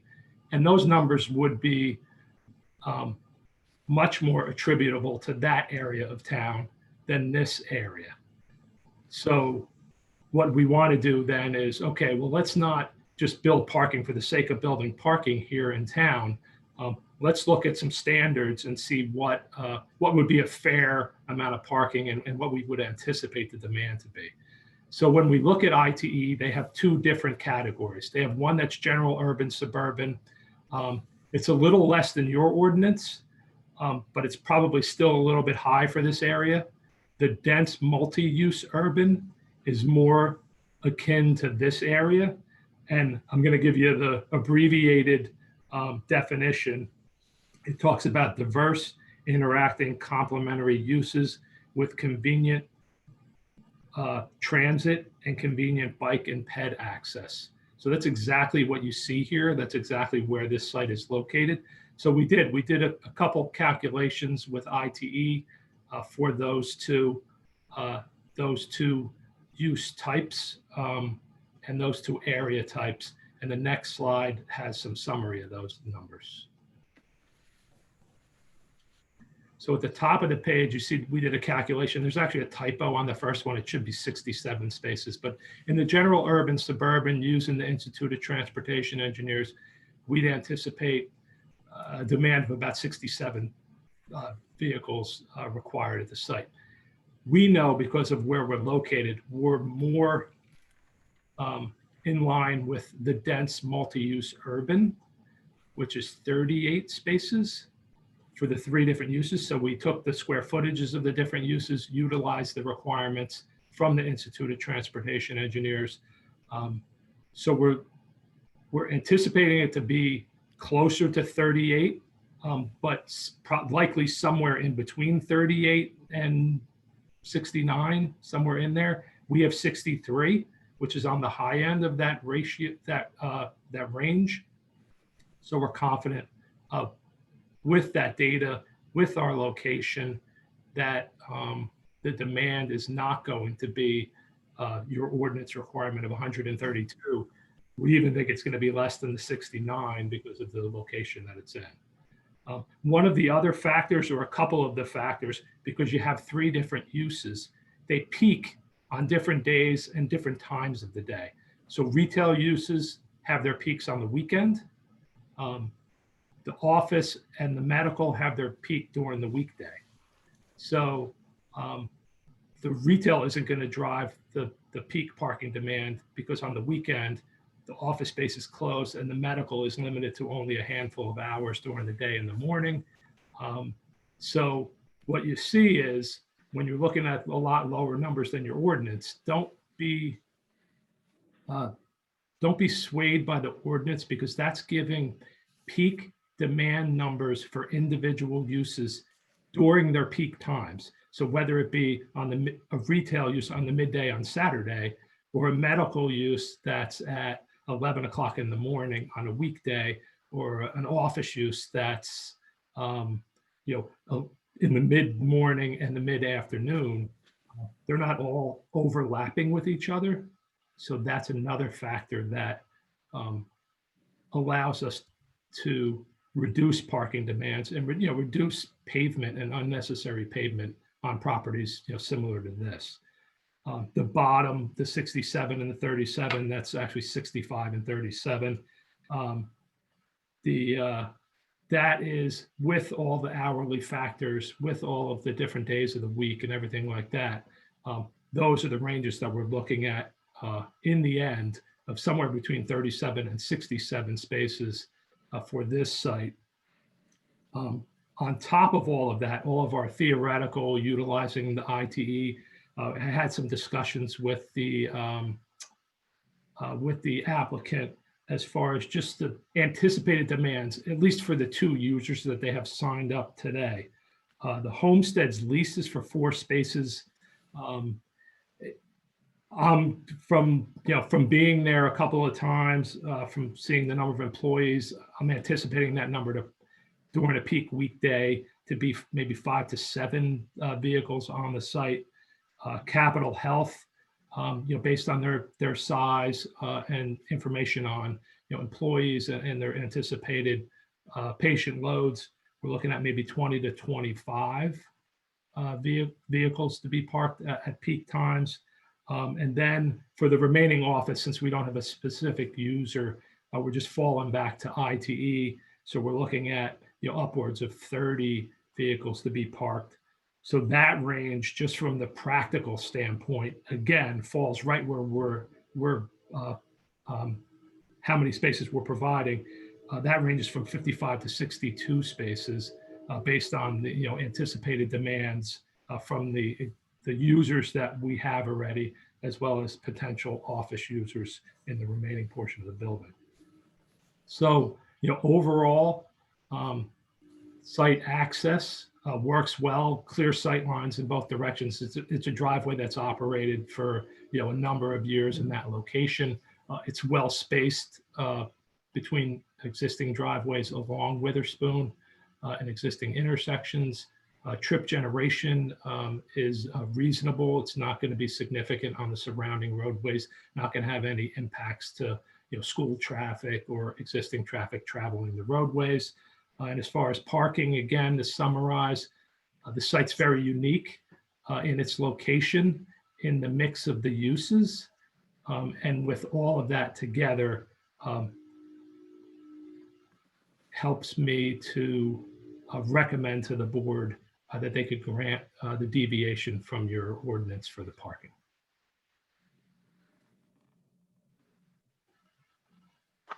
Thank you, Nick. I think that concludes his testimony. Is there any questions regarding parking and traffic? If not, I think we'll go back to, if not, we'll go back to Jim to kind of. Yeah, I do have a couple of questions about the parking and traffic, or maybe observations. I think the idea that this is a dense multi-use urban location is sort of wishful thinking. You know, our transit that runs along that road right in front is about once an hour if you're lucky. So to say that it meets that description of having high level of transit service is, like I say, kind of wishful thinking. I hope we'll be there in 5 years, but I don't think we're there now. I think, you know, some of your argument about the walkability, reducing the car trips, also you'll find if you talk to other employers in this area, you know, for the general office to go down at lunchtime, the parking need to go down at lunchtime is not very common because there are a lot of great restaurants that are in close walking distance. So the fact that some of your temporal arguments suggest that the office use would be less, you know, are not great. I think the bottom line for me is that I really hope that you're right in your recommendations, but I would like to have some kind of a fallback plan for providing some off-space or off-site employee parking if it becomes necessary. And I'm wondering if you have any thoughts about, you know, how to craft a condition that would allow us to grant this variance with some ability to monitor how the parking is being used and providing some off-site employee parking if needed. I could touch on that, Chris, before you get to the legal part of that. We've done for other applicants in other municipalities, you know, after studies, after users are in and they're at a certain level of occupancy, to look at, you know, look at demands. There's, you know, ways for, you know, your zoning officer to, you know, you craft it, and Chris will, I guess, give you a better detail, but you craft it where it can be on either side, because the operator doesn't want to not be able to have, you know, patients and customers of the retail to be able to park on the site. So the last thing they want is maybe all the employees to take up all the spaces. So we would want to do the same thing. And if we start to see that we're getting near capacity, we're going to find a place, you know, to put our employees off site. And, you know, as far as the legal, I'll leave that part to Chris. Yeah, David, I would probably say that on, you know, on projects that I've worked on, what we would typically do is pick a ratio of occupancy, because sometimes the building's not 100% occupant, you know, 80%, 90%, where you're very close to full occupancy, but you're just, you know, close enough to tell whatever's left, you know how much it's going to generate. So you pick that ratio, you know, at 80%, and we do a study to determine, you know, we hire a consultant to do a study to determine if parking is an issue. And then depending on that study, we would have to mitigate if it is, or, you know, locate some other places. But as Nick said, it's something that cuts both ways, where it's something very important to, you know, an owner or landlord to address that right away. So I think I mean, I have some good news for you in that regard, which is one of our initiatives right now is to upgrade our permit parking program in town, especially for employees of local businesses. And some of the locations that have been identified for employee permits are fairly close to this site. Oh, So good. we hope to have that in place, within a couple of months, and that could be a good solution for you if you end up needing a few. Yeah, I mean, we really think that it's going, but you never know until it's in operation. But we really think it's going to work. When they talked about and sat down with the existing tenants, which I think don't yet, but will occupy, 50% or more. Their numbers were very small. Like I think the lease for the family furniture store has something like 4 spaces, and Capital was looking at securing access to 10. So I mean, the numbers are really low compared to what everybody is expecting or thinking based on the ordinance. So overall, we felt pretty comfortable. But again, if you're concerned and want the ability to look back, I mean, we could certainly craft a trigger of, like I said, a percentage of occupancy that would require us to study it and then present that information to staff for their review. And to the extent that there's an issue, we'll have to resolve it or mitigate it. I think I would feel more comfortable having that safety net. Madam Chair, if I could. Yes. I would support what Council President Cohen said. I think it's worth pointing out that while we heard about the previous Princeton Packet use, many of their employees parked across the street in what used to be at one time was a garage for the newspaper. So I'm unsure whether that, which was considered overflow parking across the street on Witherspoon, is owned by the applicant.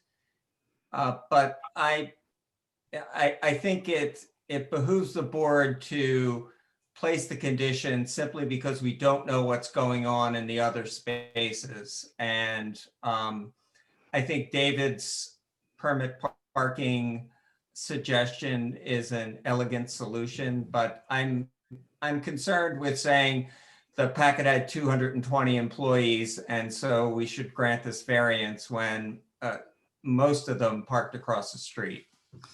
Madam Chair, could I ask for we're not able to raise our hands and be called on, so people are just speaking out, and so if you could remove the screen there, then we maybe could all see one another and raise our hands. Good idea. Tim, I would just comment on that.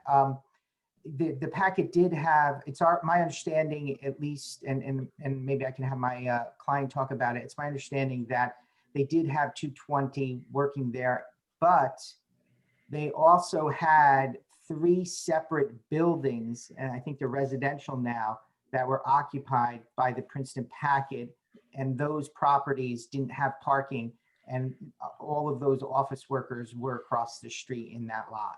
At least that's my understanding. So it's not as clear as, everybody was parking across the street. There were, the buildings right next to it, and then one further down the street were also being used by the Packet at that time. So I just want to, since this has been brought up, I didn't bring it up because it didn't really seem germane. But I don't know that the information you have about 220 employees is housed in the building simultaneously or total number of employees of the Packet, because it was a real newspaper operation with nighttime printing. All of their print shop people would not have been in the building at the same time as their office staff. They would have had a lot of beat reporters who spent most of their time outside of the building. So if that's just a total of employees, it's not a good basis on which to make any kind of decision about now. But it was another era when more people were driving. So it's just not really, I don't see that as germane to this conversation. I think that Yeah. Nick's presentation was really what we should be focusing on. Yeah, David, my only point was that it was an intense shoot. I'm not sure how the shifts were broken up, and I agree with you. I don't think that's a determining factor at all. I think looking at what we have in terms of our tenants and what we propose to have there is much more important. I brought it up because I thought the expert referenced that number of employees in his testimony. I know Mr. DeGrazia did, and so if we're to ignore that, then that's fine. And my question about ownership of the parcel across the street is still out there. Okay, And Ms. Sachs has her hand up, yes. a finger up. Tell me how to remove the screen. Oh, I think it's done.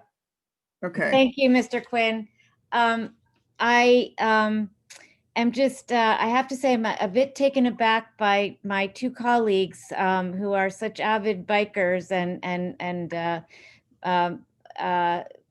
two of the strongest bikers and bike advocates in the community coming out so strongly in favor of parking. And I have to say, it is so remarkably refreshing to have a variance request that is for less parking as opposed to more parking. So kudos, much applause. This is the direction we want to go in the town. I would say in the majority of boards, committees, and commissions, particularly the Environmental Commission, we are looking to find ways to develop in a smart growth pattern and to create transit-oriented development and more transit. And that means less parking. And I think that I'm glad that you found a way to fit your needs into your commercial needs and however it is that you're working it out to fit everyone that you need in the building with less parking. I think that's fantastic. I will say that, you know, council has been working on a development up the street, the Franklin development, where it's been described as having a potentially East Village ethos. So the thinking and the way in which the planners and community members have talked about the Franklin development is very much consistent with the way that you've described your thinking of this site. So it's certainly not an anomaly. It is definitely the way staff and council members have been thinking about this neighborhood.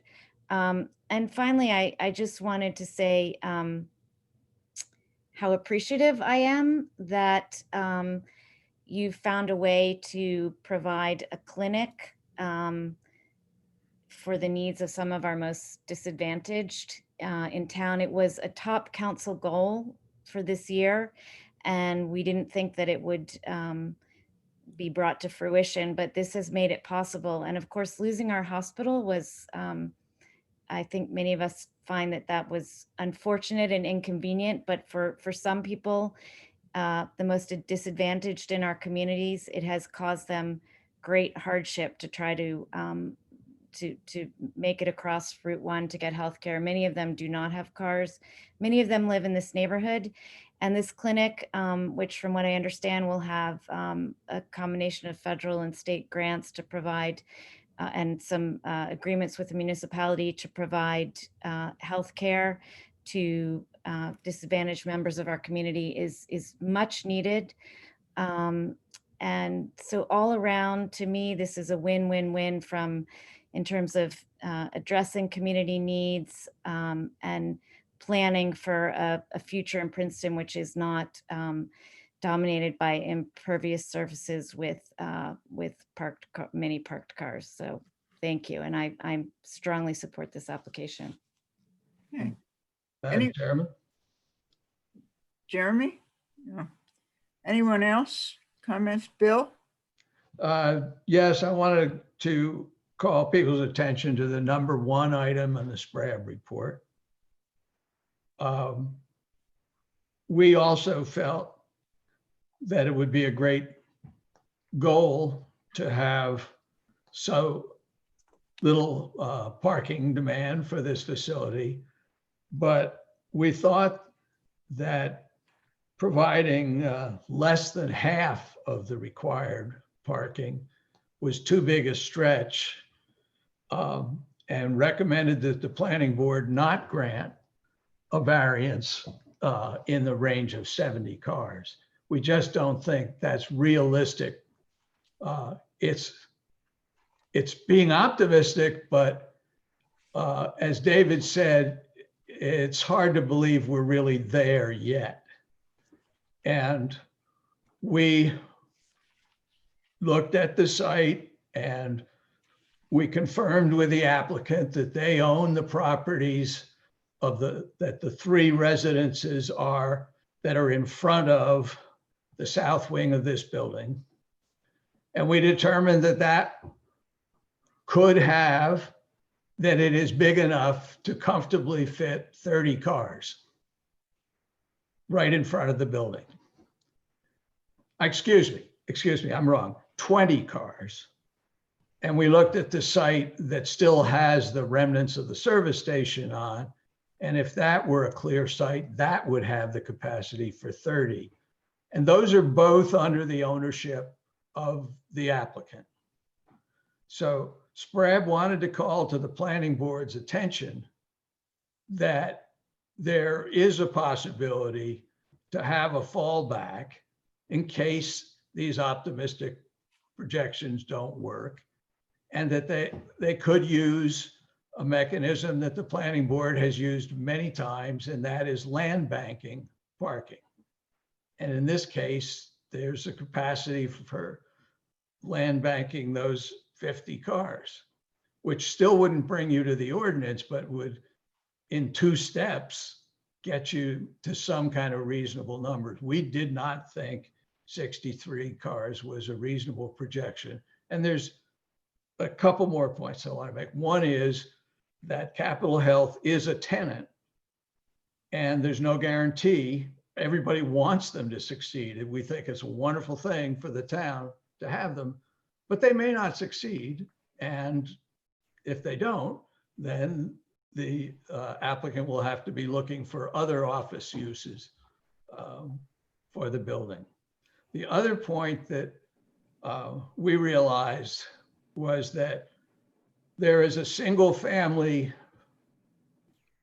neighborhood right around the corner on Birch Avenue that's among the densest in the municipality. And those people are right now suffering from a lack of parking. A very good percentage of the houses that, especially at this end of Birch Avenue, have no place for a parking spot on their properties. So they rely on on-street parking, and they have had a sticker program to address that, but they have a constant hassle of having to move the cars on the street. And they're very, very sensitive, especially since Avalon Bay has created more demand for parking right across Witherspoon Street. Now, it is true that there's parking available on Witherspoon Street. There's parking available in Avalon Bay's garage, but it's paid parking. And we think residents of the area have a priority for non-paid parking. And human nature is such that people will go to available spaces that are not metered before they will put their quarters in the meter. So we think the town has some obligation to the nearby residents to not allow parking to become a problem. So we're recommending that there are lots of possible ways to provide more parking, and that some of this be used as a condition of approval. Thank you. I know Michael had his hand up, but can I I'll defer to you. respond? I just wanted to respond. So And clarify, so Bill, are you suggesting that they demolish the homes adjacent to the building to create surface parking?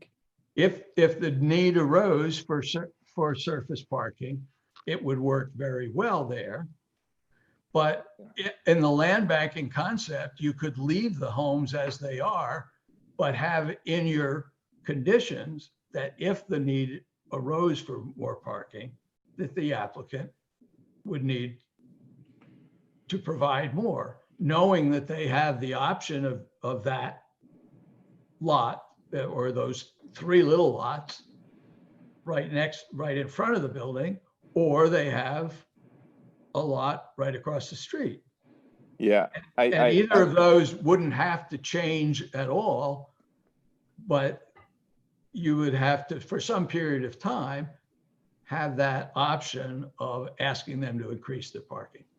Yeah, I mean, I really don't think that that's a good idea for the board to dictate. You know, if the property owner of the, you know, homes or the lot across the street so chooses to do that, I think that they can.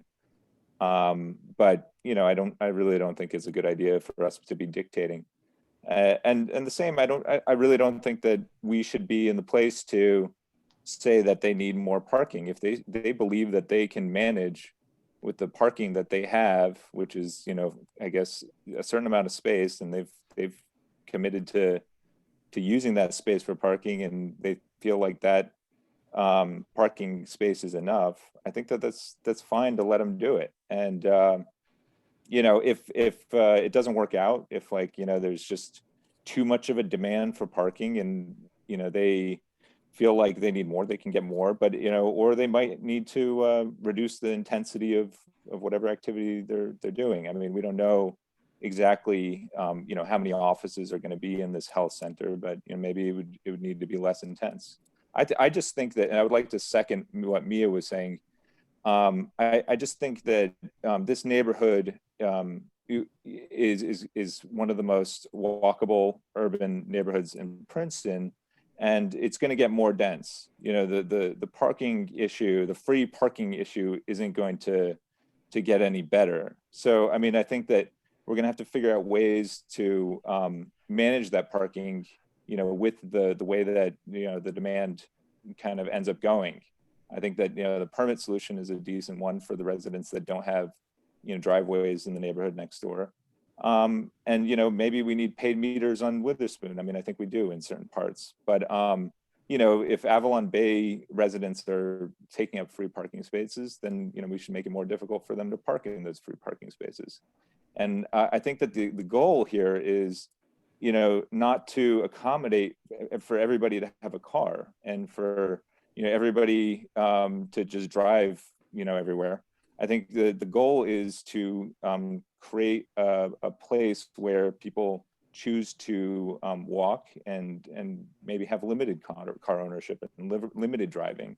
And I think that that's what's going to make this neighborhood, that's what makes this neighborhood unique, but I think that's what's going to make it even more unique in the future. I think we're going to have you know, new development on Franklin, and hopefully we'll see new development on that gas station or the lot right across from that. I think that that's an ideal place for new development. I think it's going to be a very cool spot once all of this is developed. And I do want to commend the applicant for you know, taking this step to reduce parking, and also you know, this project seems like a really great project. So yeah.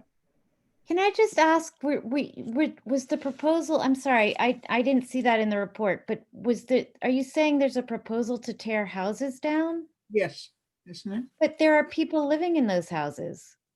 The applicant owns those houses. So you're saying that you're proposing that she evict her tenants and tear down houses to create more surface parking? When and if that was proven to be needed. There's different. I have another question related to those houses. Are they part of the historic district? I can shed some light on that. They're not. Thank you, Michael. They happen to be just north, but they are adjacent to the Witherspoon Jackson Historic District. I would consider them a buffer because, you know, they're very much, as you can tell, of the same pattern of development, age. I don't know why they were left out of the historic district, but they're not within it. They're adjacent to it. I just wanted to say that when I saw this recommendation from SPRAB, I was shocked. I cannot believe Princeton would ever even consider replacing what's technically affordable housing, because I believe they're rental units, to replace it for surface parking, housing for people being sacrificed for housing for cars, and a surface parking right on one of our main streets. And then I think we've all talked about the potential for that corner lot across the street. I mean, no one will ever convince me that the highest and best use of that site would be surface parking and accessory parking for some other use when there may not even be a need for it. So I thought that the arrangement that was discussed earlier by Council President Cohen and representatives of the applicant, I think that's a reasonable approach. Let's see what the demand actually is, and then we'll engage the need. Yep, Yeah, go ahead. I strongly agree with that. I walk Witherspoon Street a lot. I live in the neighborhood. My worst nightmare would be to see additional surface parking in place of dwellings on Witherspoon Street. And I say that with respect, Bill. I'm not trying to get in your face about it, but I do think that the suggestion Mr. Cohen made of doing a study, I think we should aim for 85 or 90% occupancy before something like that is done, not 80. But there are places around, including the parking garage, that is my understanding is often mostly empty. That's within easy walking distance of this building that, could potentially be a place for, to negotiate some spaces for employees if that were needed. Maybe it won't be. I do think there's going to be a lot of walking and bike traffic to the Capitol Health facility. And I too am very much impressed with the project and in favor of it. I have one landscaping question, which I'll ask later. I know Mr. Oakman has his hand up. Yes, he does. Go ahead. Oh, Jeffrey? thanks. I'll just briefly to add on to that. I mean, I agree. I think that I don't think it makes sense to talk about tearing down homes to create parking, but I think maybe even more broadly, like if there's, I like the description of this area as mixed use, dense, urban. I think I agree with David that I think that that's more aspirational than reality. But if there's one thing that makes it not dense, not particularly dense, is that there are parking lots right around here. I mean, there's a municipal parking lot. There's a parking lot, right beyond CP. And those are a block or so away. But I think David had a smart idea, that we should see what parking is needed, and then figure out if we have to mitigate it, because there are plenty of places you can park that are reasonably close to this site. They all have their own uses, but it's not as if there aren't places to go. And I think in regards to being careful about the neighbors, the neighbors in the Witherspoon Jackson neighborhood, I agree, but I think that's really an issue of enforcement. We should structure it so that people can't park on Birch to go to this site, and we can enforce that. I think that's not. I don't think that's an obstacle here to this development project, and I'd just love to see, as Mia and others have said, I'd love to see us focus on, making Witherspoon a mixed-use commercial corridor, and I think this is a step in the right direction. So let's don't get been out of shape about the parking situation. I think David has offered a way that you can feel that you're being responsible, granting a variance with a condition that you have a future review on it. I've had my hand up and no one spoke, so. For the record, I don't think anyone on this board supports tearing those houses down while they're not part of the historic district. I remember that they do have some historic significance, that they were kit houses from Sears or something. I see some architects who are nodding in agreement. I could totally be off base here. So I'm not advocating tearing them down. I think Sprab pointing out that we're having the required parking does give me pause. And as I said, I think Mr. Cohen's suggestion to enable workforce parking via permit parking is the solution, not tearing down, and a temporary solution if they did run into a pinch before that lot is developed is the lot across the street. It's been that way for a long time. We all think that everyone dreams about what could go on that lot. But I think, as I said before, Mr. Cohen's suggestion is an elegant solution that would, would ameliorate my concerns about offering, a sort of having the required parking. Anyone else? No?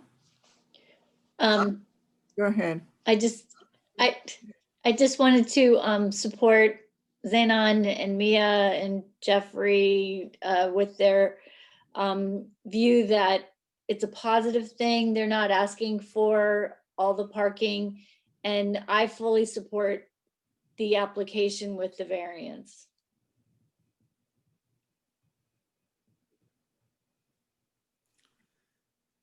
To the condition that I was proposing? Yes, with a condition that it be reviewed if it gets to a certain point, or? Right. I think that as with everything in Princeton, we all get lost in the parking.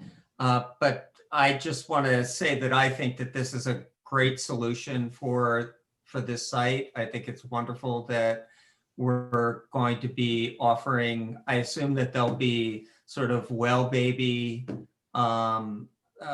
services available by Capitol Health that are just lost to the neighborhood because no one wants to hike to Plainsboro for that. So I fully support this, including the variance with David's condition. I think it's a great solution for this building. Are we taking public comment on this? We will. We just about finished the board comments. Okay, so let me close this portion and open the public portion of the meeting. Do we have members of the public who wish to speak to this application? We have one hand up. Okay. Carlos, and another hand up. Carlos Rodriguez first. Yes, Carlos, please. I'm going to bring him over actually as a panelist. Okay. See his face. Jerry, you'll need to unmute yourself. Okay. But it doesn't look like you can see me. We can't. Can you turn on your camera? Yes. If you could raise your right hand. Yes. You swear or affirm that the testimony you're about to give will be the truth. I do. So sworn or affirmed. If you could state your full name, spell your last name, and give your address, please. My name is Carlos Rodriguez, Rodrigues. I live at 201 Moore Street, and I happen to be a professional planner. I don't normally hang out in blazer and tie at almost 10 o'clock at night at home, but since I'm on for the next application, I thought I would put on my professional face. And so here I am. And I do have some comments on this application, entirely gratuitous.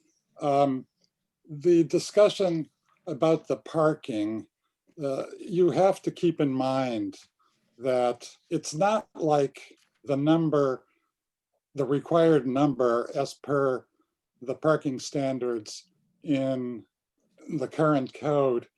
That's not what you want to aspire for, because those standards are from the 1950s. They're hopelessly outdated. And so even if the applicant was able to meet them, this board should be saying no, pushing them down to more realistic levels. And I think the traffic engineer, who I know and have worked with, did a very good job of showing how inappropriate the standards are relative to the site. He even talked about walk score, which I always talk about. And no, you can do the post-occupancy study as a safety measure for sure, but don't walk into it thinking that you're relinquishing something or giving something away. You're not. The problem is in the standards, and the standards need to be fixed, and hopefully you'll get to that sooner rather than later. So it's not a real deficit, it's an imaginary deficit. Thank you very much. Oh, and by the way, the idea of demolishing the houses to build a parking lot is absolutely off the charts insane. And that gas station across the street, I've been wanting to see it redeveloped for the last 30 years. So please, Ms. May, do something about that. Thank you. Thank you, Carlos. Right. Can I Next. Can I interrupt just for a second? Oh, I guess you could do public first, but I realized when we got to our end and our traffic, it stirred a lot of comments that we never actually had our planner finish his proofs at the end. And that's going to just take 5 minutes. Would you like us to do that right now? He can go through it really quickly. It's Jim, he's already sworn in, ready to go. I think it probably appropriate for him to spend 5 minutes just to go through the proofs. Okay. Sorry, I thought it would be better before the comment, before the public commented, because then they may have comments on this. Yeah, thank you. All right, thanks, Chris. I'll make it pretty quick as I can here. I would say in terms of the variance relief considering the project as a whole, we do satisfy several purposes of zoning to support the positive criteria. Purpose E, to promote the establishment of appropriate population densities and concentrations to contribute to the well-being of persons and neighborhoods and communities, as well as the preservation of the environment. This location is well suited. Again, it's a transitional area, and we have, in terms of preservation of the environment, have numerous sustainable components that will enhance this project, further supporting that. Purpose I, to promote a desirable visual environment through creative design techniques, and obviously the enhancements to the building, the site, the landscaping, etc., will satisfy that purpose, as well as J, conservation of natural resources and conservation of energy for many of the same project elements that we've included, as well as the master plan goals for sustainable building practices. In terms of the variances, section 246, we mentioned the rear yard setback for the trash enclosure. We see this in a C2 context where the benefits outweigh the detriments, supported by the fact that the location is at the rear of the building, preserves pedestrian access and parking spaces close to the building, optimal location for recycling and trash vehicles for emptying that trash area, and it's less visible from the frontage. Satisfies the negative criteria of no substantial detriment to the zone plan or ordinance, as it'll be enclosed with a wood screen and is less visible. that abuts the town maintenance yard, not adjacent to any residences. In terms of the loading space, I think we provided that testimony, section 283 and 84. In this case, for the uses proposed, it's really not needed for the loading requirements. We see that in the C2 context as well. We want to preserve the parking that we have for passenger stalls, and we don't see any substantial detriment to the zone plan or ordinance, being that the current occupancy of the building utilizes the existing parking stalls, which are we feel more than adequate. So a loading area would not be required. Again, SPRAB indicated that they would support this variance. In terms of the signage, section 297 and 298, one for an internally illuminated facade sign at the rear, and second for a freestanding sign at the front in excess of the 10 square feet required by the ordinance, where 34 square feet on both sides is proposed. It'll provide adequate signage to Capitol Health, which is at the rear of the building in this unique case on this particular site. And again, the letter illumination, the illumination will be limited to the letters themselves, further eliminating any possible impact. The negative criteria is also met with no detriment to the zone plan, as it's located at the rear, does not face any residences, and is minimal in size. Lastly, relative to the parking stall, section 282, where 63 stalls are proposed and 132 stalls are required pursuant to the calculation in the ordinance. We are of the opinion that the benefits certainly outweigh the detriments in this case, and it's further supported by the testimony of our traffic engineer that testified that this particular site will not be a significant traffic generator. There is no anticipated impact to the Henry and School intersection, given this configuration of the existing driveway entrance. The site is very well utilized by pedestrian and bike access, as it has the high walking score, and the location and mix of uses make it unique on this particular site. Further noting that a possible condition could be granted, as Mr. Cohen mentioned, to ameliorate any future concerns by reevaluating at say 85 or 90% occupancy, the actual parking demand for the site. So all in all, we see that these variances won't result in a substantial detriment, and we seek the approval. Thank you. Any comment on that, anyone? Yeah, I have a few comments and questions, mainly comments. So I just wanted to commend the applicant for installing or planning to install the EV charging stations. I'm glad I didn't have to beg for that.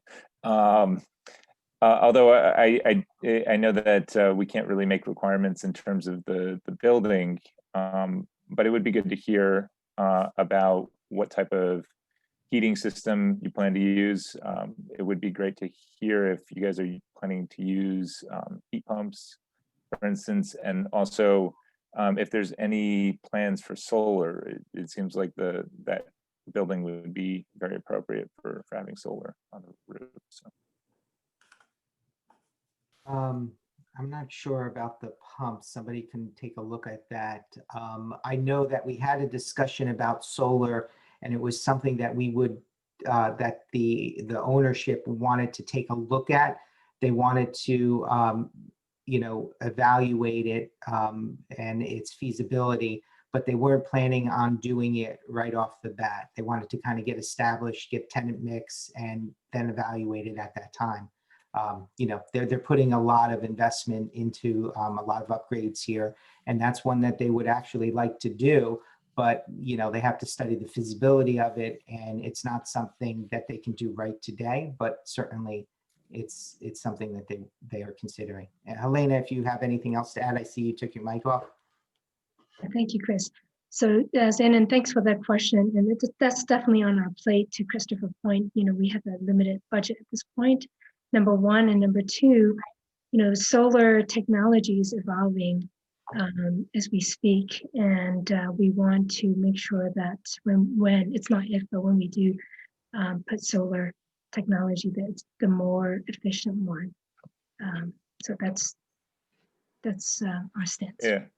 Well, thank you for responding. Although, you know, we can always say that it's going to get better later. So I understand if you guys don't feel like doing it right away. I'm not trying to like put that as a condition.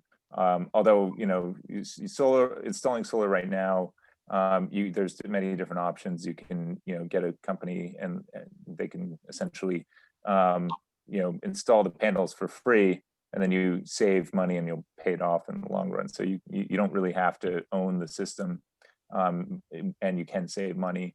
And also in terms of the energy efficiency and potentially using heat pumps, there are incentives from the state. The direct install program through the Board of Public Utilities Clean Energy Program provides up to 70% of the cost of energy efficiency work. And I would highly recommend looking into heat pumps as opposed to an air conditioning system, or a pure air conditioning system. Heat pumps provide both air conditioning and heating and can reduce the amount of natural gas you use. So just some advice. Thank you. If I can suggest, we were in the middle of public comment. Yes, we were. If there are board questions that are specifically related to the planning testimony, that's appropriate, but if not, we should go back to the public hearing. Yes, you're quite right. So anything further on the planning testimony? All right, let's. Can I just make one statement before you go, just to clarify something, because if it comes up in the findings of fact, the entity, there's different LLCs that own the different properties that have been mentioning and saying that it's the same ownership. It's not actually. So there are people that have different interests that are not the same as the one here. Like there's other people that may be, there is some overlap and some common interest, but the properties that we're talking about, the residential, you know, the gas station also have other people involved depending on which one we're talking about. So it's not a clear same ownership. And the other point I just wanted to make is those 3 houses have been renovated on the inside, new kitchens, new bathrooms, and they fully have, all 3 are occupied and have tenants in there right now. Which we believe is under the market rate as well. Not affordable in the regulatory sense, but under, you know, the Princeton's current, I guess, typical rents, it's definitely, we think, under market. But I just wanted to clarify the record because there was a lot of discussion on that, and I just want to make sure everybody understands that. So you can proceed. Thanks. Okay, thank you. How about anyone else from the public? Well, Madam Chair, Mr. Chow has had his hand up. Yeah, I have a comment about the sustainability of the building related to what Zenon was saying. Building was built in the 60s. The code back then was much worse than it is today. If you were to build something new, you know, the envelope of the building, your energy would lead to an energy demand of only like 30-40% of what it compared to something built in the 60s. Looking at pictures of that building, you see that the wall is made from cinder block. So the insulation is not there. Cinder block has an R rating of 2. A double pane window that you have in your house is like R8. So you really have like an icebox there. You know, it was a facility for a newspaper. So in the part that's being built into a medical office, you had whatever, the printing presses and everything. It was like a factory. So fact that you had cinder block is probably fine for that purpose. But if you're going to convert it to offices, you're going to have freezing walls in that place. So I want the applicant to consider, you know, better insulating the walls and the roof as well, to really reduce your energy bill. Because I think you might find that's going to be a burden. Can I address that? Yes, please. Yeah, if there's insulation, that's great. Well, the blocks have insulation in the cores right now, but in addition to that, we're going to be insulating all the exterior walls, and we're going to be adding additional insulation in all the roof areas. So the entire building is going to be brought up to code. as far as insulation is concerned. Great. All right. Thank you. Yeah, I didn't see it in any of your submittals. So thank you. Okay, anyone else? We do have 3 members of the public waiting to speak. Okay, can you point them out? I can't. Yeah, I'm going to bring over first Will Price. Okay.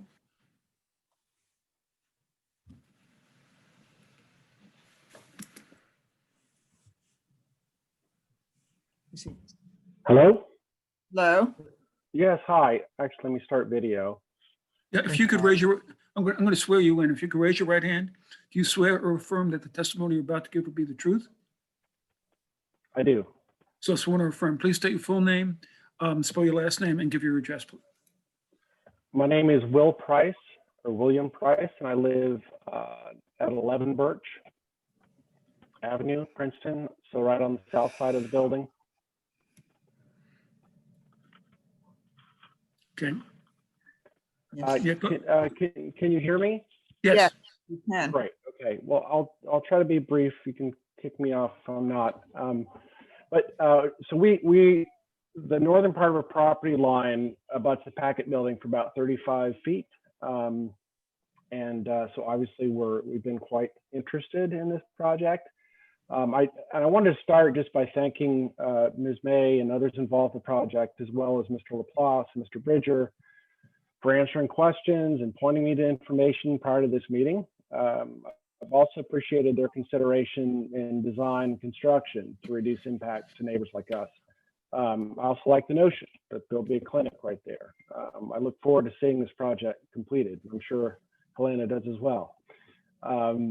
As neighbors within just a few feet, there are a couple of aspects of the design that are pretty important to us. And the first was the new bank of windows that overlook the backyards, and which are very close to the adjoining homes along Birch. And as you can imagine, it was a little alarming at first to see that there would be windows from a perspective of privacy and incident light. And so I'm thankful that the windows will be stippled. And I really appreciate some of the conversations before this meeting and the consideration that went in to making that, I don't know if that was original or the design was changed, but I do appreciate it.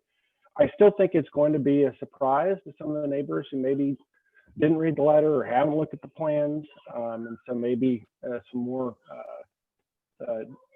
direct outreach and notification or explanation. I mean, they would welcome having that chance to discuss it. I think a related issue on this is how many hours a day those windows will be illuminated, since they're so close to the properties and might light up backyards and rooms, even though they're stippled, if they go too far in the evening. And my understanding is that as offices, they won't be on around the clock, and perhaps even as interior lighting. But the design could be designed to further minimize glow. They'll be lit, but right now in winter, if these lights are hovering in the dark until 10 p.m., I do think that would be a bit of an imposition on some of the neighboring properties. But I know a lot of thought has gone into it, and so any information on whether there's going to be hour considerations on the hours those are lit would be helpful. And finally, I know there's a long discussion of off-site parking. We are fortunate to have off-site parking. I know I also speak for a number of residents along Birch who are increasingly frustrated with the number of non-resident cars parked throughout the day and the evening. And there's a lot of shuffling that goes on and people moving their cars around. And I think it'd be important to really carefully consider what the spillover effects onto Birch might be and earnestly track it. I'm definitely not a fan of more parking lots. It's anathema to me. And I agree that as a town, we should strive to get by with less parking. I just wanted to caution that any additional cars using Birch would be too many and would be unfair to many of the residents. So I do think it should be tracked and look how any project nearby Birch Avenue starts to put that burden on the residents along the street. But that said, I mean, overall, I wanted to just thank Helena for this kind of a project versus all else that could have happened with this building. So thank you. Okay, thank you very much, Mr. Price. Our next member of the public is Stuart Lieberman. I will bring him over.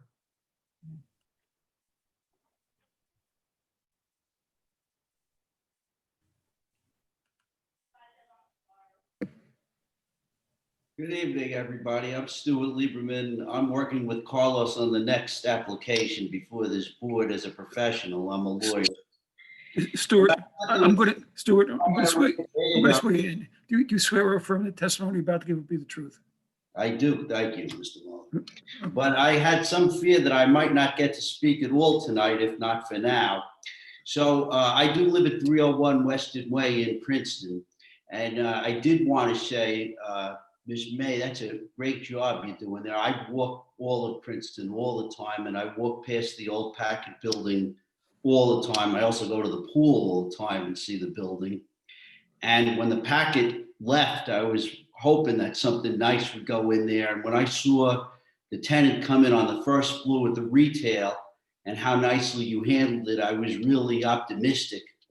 And now that you have this great mixed use project that's going in there, especially one that's going to help the municipality and the people who live in the area, my cause for optimism is just all the more supported, and it's clear.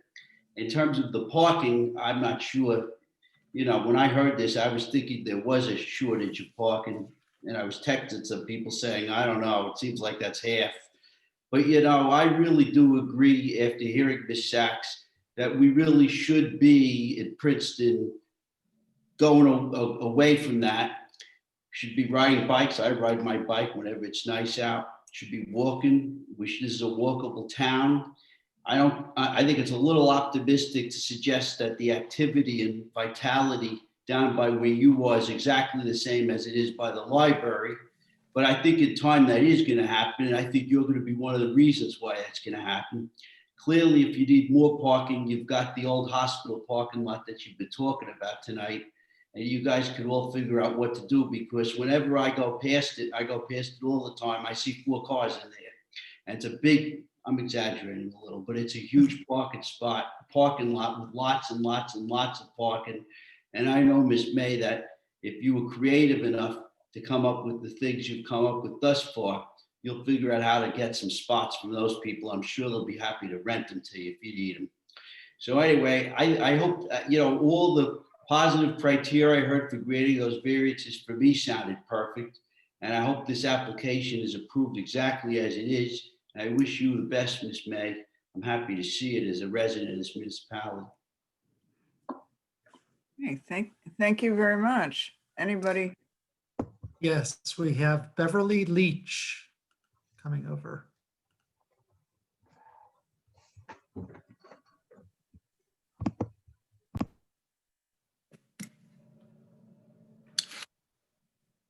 If you could raise your, if you could unmute yourself. If you could unmute. Okay, thank you. How's that? That's fine, great, thank you. If you could raise your right hand, do you swear or affirm the testimony about to give will be the truth? I do. So sworn or affirm. Please state full name, spell your last name, and give me your- Beverly Leach, Leach, 293 Witherspoon Street, directly across the street from the entrance to the parking lot. And I didn't know I would be pictured. I would have dressed better for this evening, but in any case, here I am. I just wanted to thank you all for the time you put into these kinds of decisions. Most of all, I would like to thank Ms. May, because she has been an incredibly wonderful neighbor, and she's a commercial owner, not a residential one at that, but she has been very neighborhood minded through this whole process, which started, I think, long before even any of you were involved. And she's taken her time thinking through what she wanted to see here. And it was with the thought of what the community would want, and not just her own commercial interests. And we've just been so pleased, and to have a lot of fears of what might have been not turn out to be the case at all. She's been great, and her contractor, Mr. Weinglass, has been so forthcoming with the neighbors and explaining what's going on as well. So we couldn't be happier about that.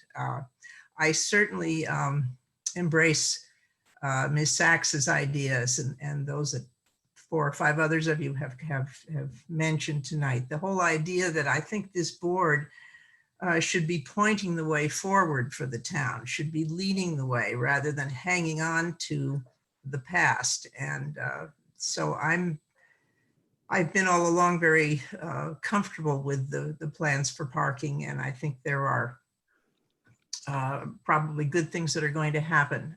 Ms. May has been all along, I think, looking for the right tenants who would not be encouraging lots of traffic and, you know, possibly smaller shops like a strip mall or something where tenants would come and go and all of that. She's looking for the right kind of people to make the whole package good for all of us. So I just, I like the idea that you all are moving us as a community forward. And the good news is that I think Ms. May is equally future-minded to what we want to do.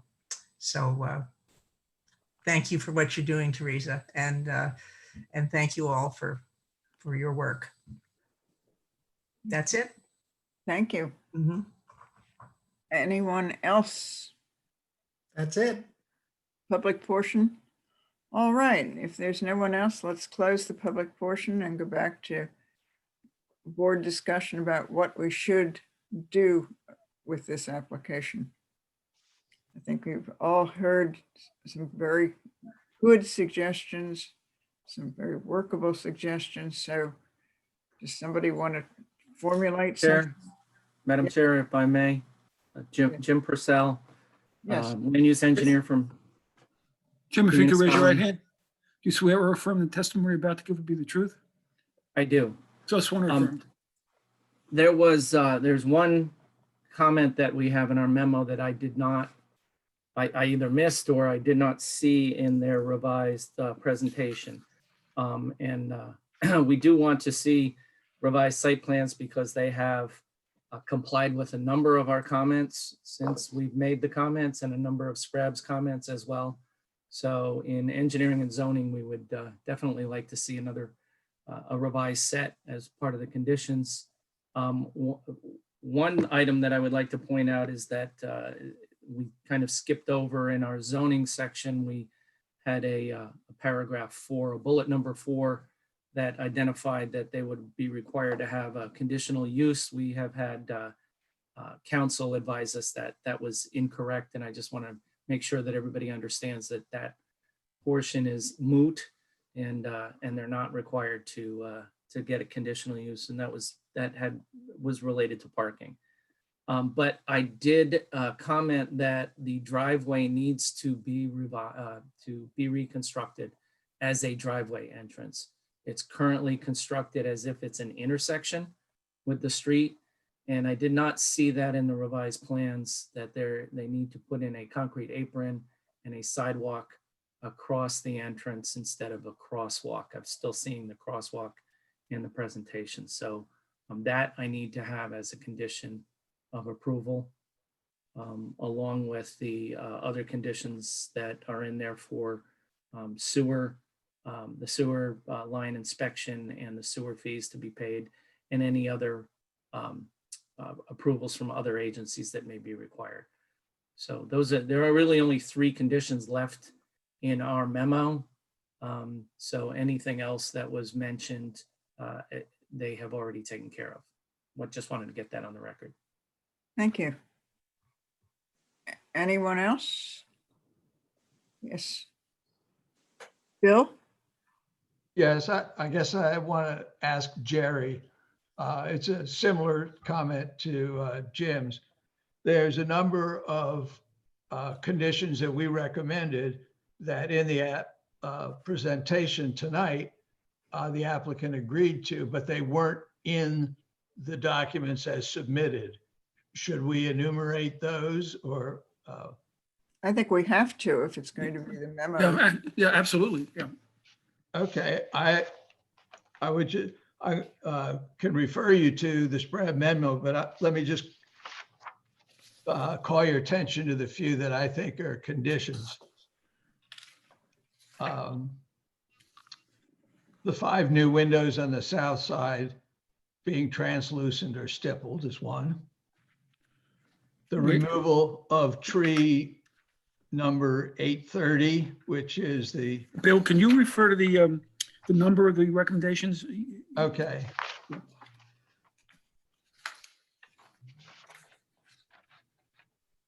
Is that the ailanthus tree? Yeah. Well, I would say number 3, which is we recommend approval of the variance. Number 4, that we recommend approval of the variance for the 2 additional signs. Number 7 is the 5 new windows, that they should be translucent glass. Number 13 is the removal of the ailanthus tree.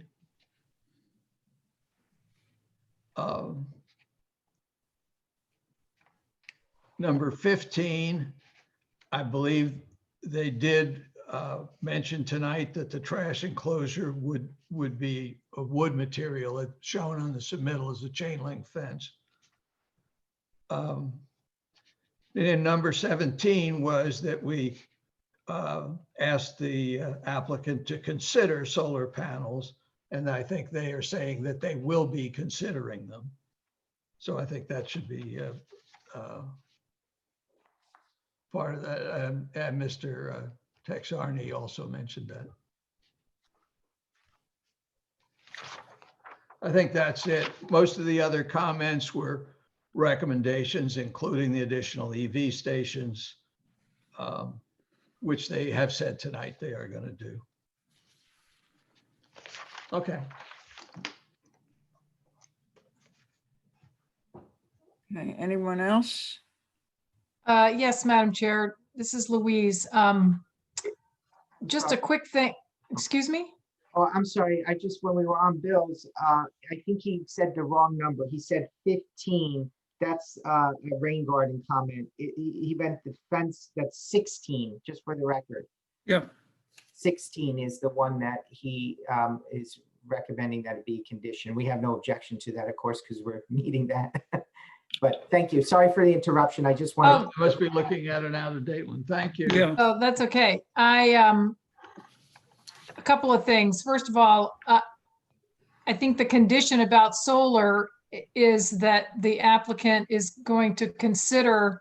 That's it. And expects to one day, but is not a required condition by a date certain. No, specifically, we just asked them to consider it. Yeah, yeah. But I had a question related to landscaping, which I guess I should pose to Mr. Well, you tell me. Jim. Malik, okay. Yes. I understand you have a plan to remove the great big evergreen tree that is described as being in a traffic island, although it's on the edge of a parking area. It's not in a freestanding island the way the 3 oak trees are. And that evergreen tree, I understand, has been, looked at by town professionals and who went so far as to recommend that it be removed. But I think before you make the final decision on that, maybe take another look at it with the arborist or professional, something. It's a very big tree, and it appears healthy. And I know that sometimes looks can be deceiving, but it's by far the biggest tree on the site in terms of height. It's very well proportioned, if you will, and it's due to be replaced by a cherry tree, which will never, ever, ever confer the same carbon sequestration benefits or stormwater benefits that very large conifer will. So I'm just asking you to, give it a second look and long and hard before you decide for sure to take it down. And if it has to do with like visibility of sign or something, maybe that's a separate issue that I'm not really thinking about, but that's what I wanted to say about landscaping. And I appreciate all the other landscaping you've got in mind. It really looks great. That was just the one that made me sad.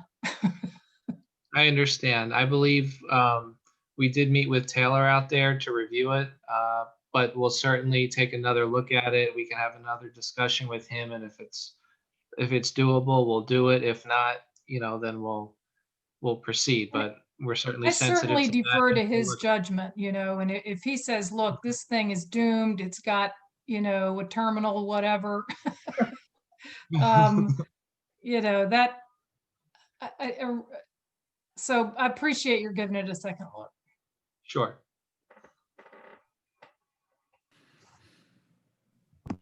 Okay, anyone else? All right, so let's consider both the public discussion and the board discussion more or less completed. Are you ready to formulate some sort of motion? Do you want to discuss it further? Anybody? I'm happy to move for approval of the application, but I guess we are going to review, well, we just reviewed the SPRAB conditions. We discussed the post-occupancy study of the parking as a condition. And Jerry, are you going to go through other engineering related conditions? Yeah, yes. I'll second it before we go through the conditions. Okay, well, I'll have go ahead. And then I have a question related to the parking.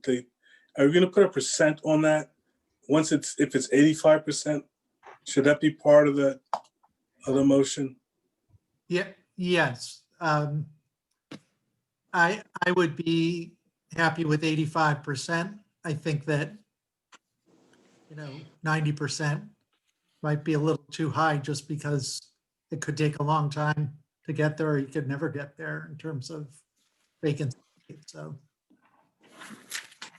Okay, so I would add that. Yeah.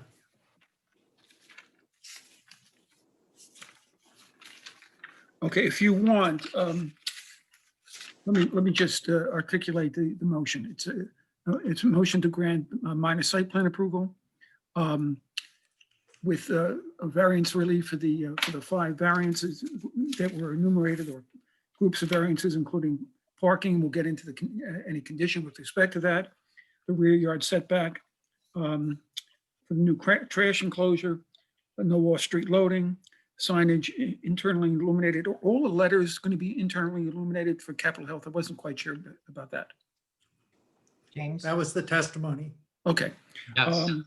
And then the size of the signage, 34 square feet is permitted, while 10 square feet is permitted, while 34 per side is proposed. And then let me just run through the conditions. I'm going to start with my notes and then shift to the reports. First, with respect to the slide presentation, and we've done this before, where all the site plan elements that are on the presentation have to be incorporated into the revised site plans that Jim talked about, to the extent that they're not already included.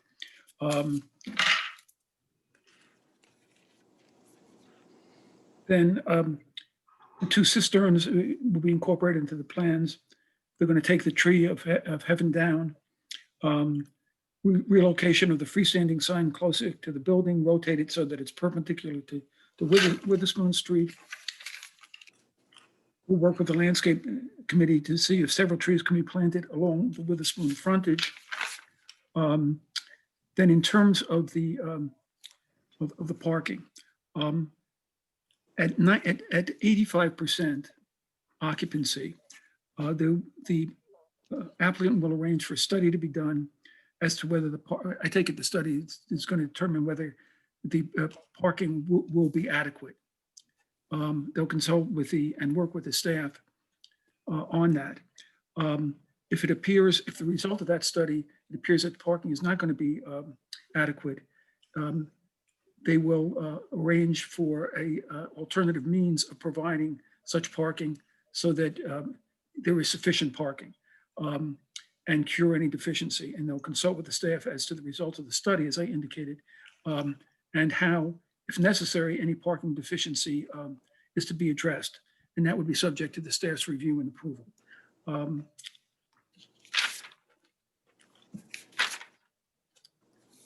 Then Jim, obviously we're going to have the revised site plans. I'm going to go through your report, which talks about the driveway entrance. You would indicate that most of the points in the report had already been incorporated. Had they actually been incorporated into the plans, or just things that had already been agreed to, or just been agreed to but not incorporated into revised plans? Have been agreed to and testified to, so I did not feel that Okay. it was necessary to delineate them. Yeah, okay, but we'll make them as conditions because they're not in the plans now. Okay. So let me go through the reports. First, in Michael's report,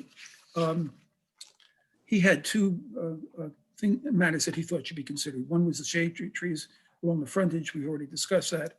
And then adequate landscaping plantings should be installed and maintained along the northerly property line in order to buffer the site from the community park school grounds. Now that is not in the plans now, correct? That's not, I mean, we could have our witness talk about it, but there's not enough room on our site. This is a fully developed site, and to bring the pavement back, it would interfere with circulation. And unfortunately, we don't have enough room on our property to do that. Michael, are you comfortable with that? Michael? Hit the wrong one, sorry. That's right. No, I understand the physical constraints. I thought that maybe they could augment what's there, even though it's on, some of it's on school property, but I understand the constraints as they exist. Okay, so we will not make that a condition. Then in terms of the report by Jim and Derek, I'm just going to run through them. Okay. Trees to be removed consist of 3 deciduous trees. This is comment under 4.0B. The trees to be removed consist of 3 deciduous shade trees and 1 coniferous tree within existing parking islands. Staff recommends that the 3 deciduous trees remain and the coniferous tree be removed and replaced. Then a revised site plan received in August indicates that the applicant will work to maintain the existing deciduous trees to the extent possible in consultation with the municipal arborist. The 20, now, is that, does this relate to the tree that Julie was talking about? It was Louise that was talking about it, and yes. Oh, I'm sorry, it I'm is. sorry. That's okay, that's okay. Okay. Yeah, I had asked that the applicant consult again to understand the health, a little bit more about the health of the great big evergreen tree and Norway spruce. with the potential to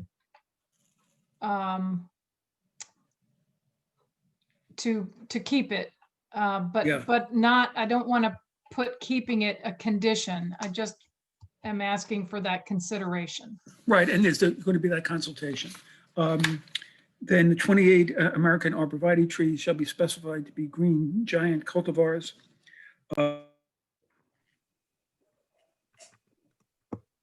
Jerry, you hit your mute. You're muted. Yeah, I'm sorry, my paper actually hit it. Then the, Jim had talked about this, concrete curbing shall be extended across the existing driveway entrance at Witherspoon Street. A new concrete curb and depressed curb, 1.5 inches exposed face, shall be constructed at the same width as the asphalt drive lane on site.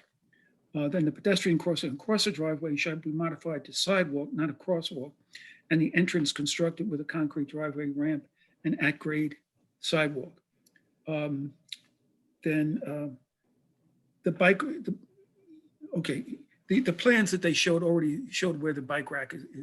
The bike rack is being moved. The plans already showed them. The plan set forth in Exhibit A1, so we don't need a separate condition on that. Jim and Derek, I'm now on H under pedestrian and bicycle safety. A hard surface should be used in the bike rack area rather than pea gravel. Keep that in? That was one that we preferred not to do, to cut down an impervious. We thought the peat gravel was a good solution. I mean, we could have our engineer talk about it, but it's something that, out of the conditions, that was one of them that we thought that the bike, I think they're constructed today too, right? Have they been constructed? The bike rack is there. It's just we would add the surface. And with the intent of trying to stay under the existing impervious surface, we're 23 square feet under. That was the intent of just having stone with edging in that area. If that works for the board, you know, if it's an issue, then it would add 60 square feet to the site, which would certainly be under the 400 square feet stormwater threshold, but that's where that came from. Okay, Derek. I would like to point out that it was not a hard requirement. It was that they should that it should be used, and it just says hard surface. Doesn't necessarily mean it has to be paved. It should be something that a bicyclist can ride up onto and park its bike. The bike. Pea gravel is not an appropriate surface to park your bike on, but if you've landscaped the area, that's fine. We're not going to make that I really don't want to see 60 additional feet of asphalt or concrete. Okay, so we're going to require a hard surface other than pea gravel, but it should be pervious? Yes.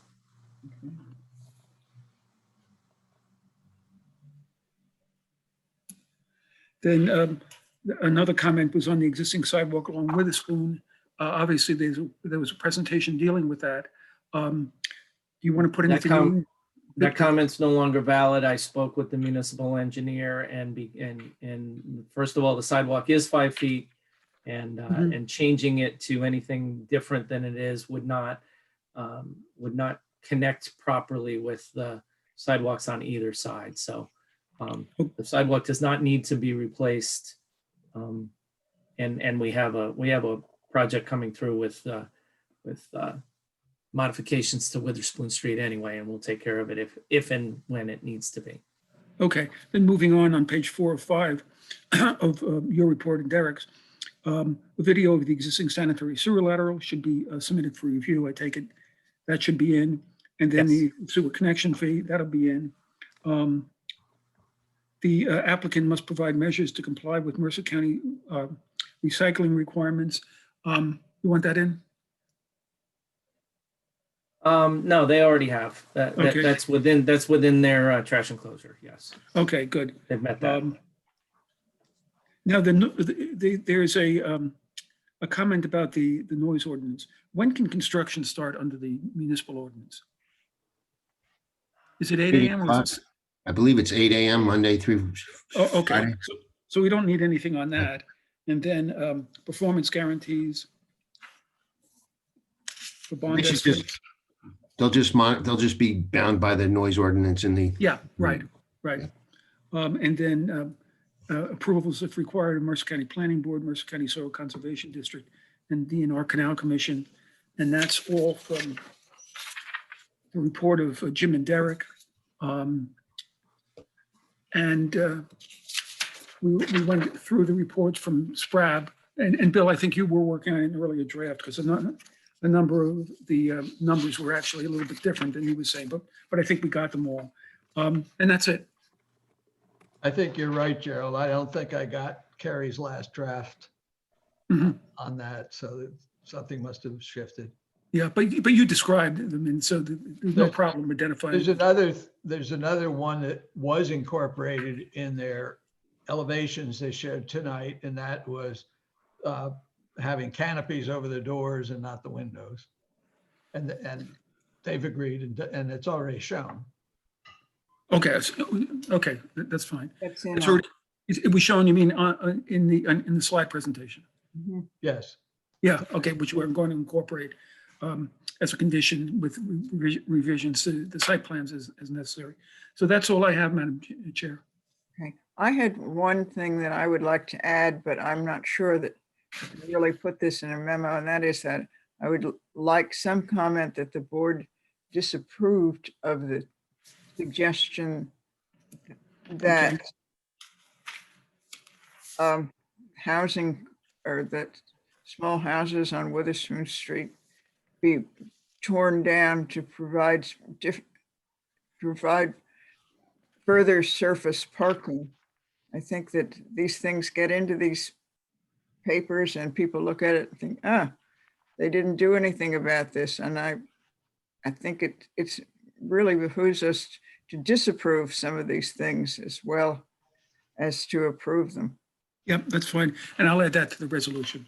And I'd like to go further, that I hope that's the last we'll ever see a recommendation like that coming to the planning board from SPRAB. And I'd also like to add that I hope in the future, we won't be using the word responsible in conjunction with trying to provide parking according to 1950s style standard. The answer to that is to change the ordinance. And I hope we'll work on that as well. Okay. The board's good with that? That there should be further review of the ordinance? I guess that's in effect, Mia, what you really getting at. Yeah, well, I don't think that's in the condition. I think that's an aspirational goal that. Right. I'll put it in the resolution, but not as a condition. It sounds okay? I think I don't think it's part of the resolution for this. Okay, that's fine. That's on our plate. Yeah, okay. So that's it, Madam Chair. At least. All right. Did anyone have anything else you wanted to add to this? All right. No, but I did just want to comment for the public that we're planning a major upgrade redo of the master plan starting in the coming year, and parking standard review will most certainly be a part of that. And Madam Chair, I would just like to say that I was very heartened by the public comments, how appreciative they were of Ms. Mays reaching out to them and working with them through many of the questions and issues. And so to she and her entire staff, or her entire team there, congratulations on really taking the public and the rest of the neighborhood into mind. Hear, hear. All right, if those are all the conditions, does somebody want to make a motion for that? Or did you already make one? Wasn't a motion. David already did, yeah. David made one, and was there a second for David? Thought it was Yes, I Louise, right? seconded. Louise did, yes. Okay. All right. So, Roll call. yes, I've lost Carrie. Where are you? I'm here. Okay. Would you do a roll call, please? Thank you. Ms. Capizoli? Yes. Mr. Cohen? Yes. Mr. McGowan? Yes. Mr. Oakman? Yes. Mr. Quinn? Yes. Ms. Sachs? Yes.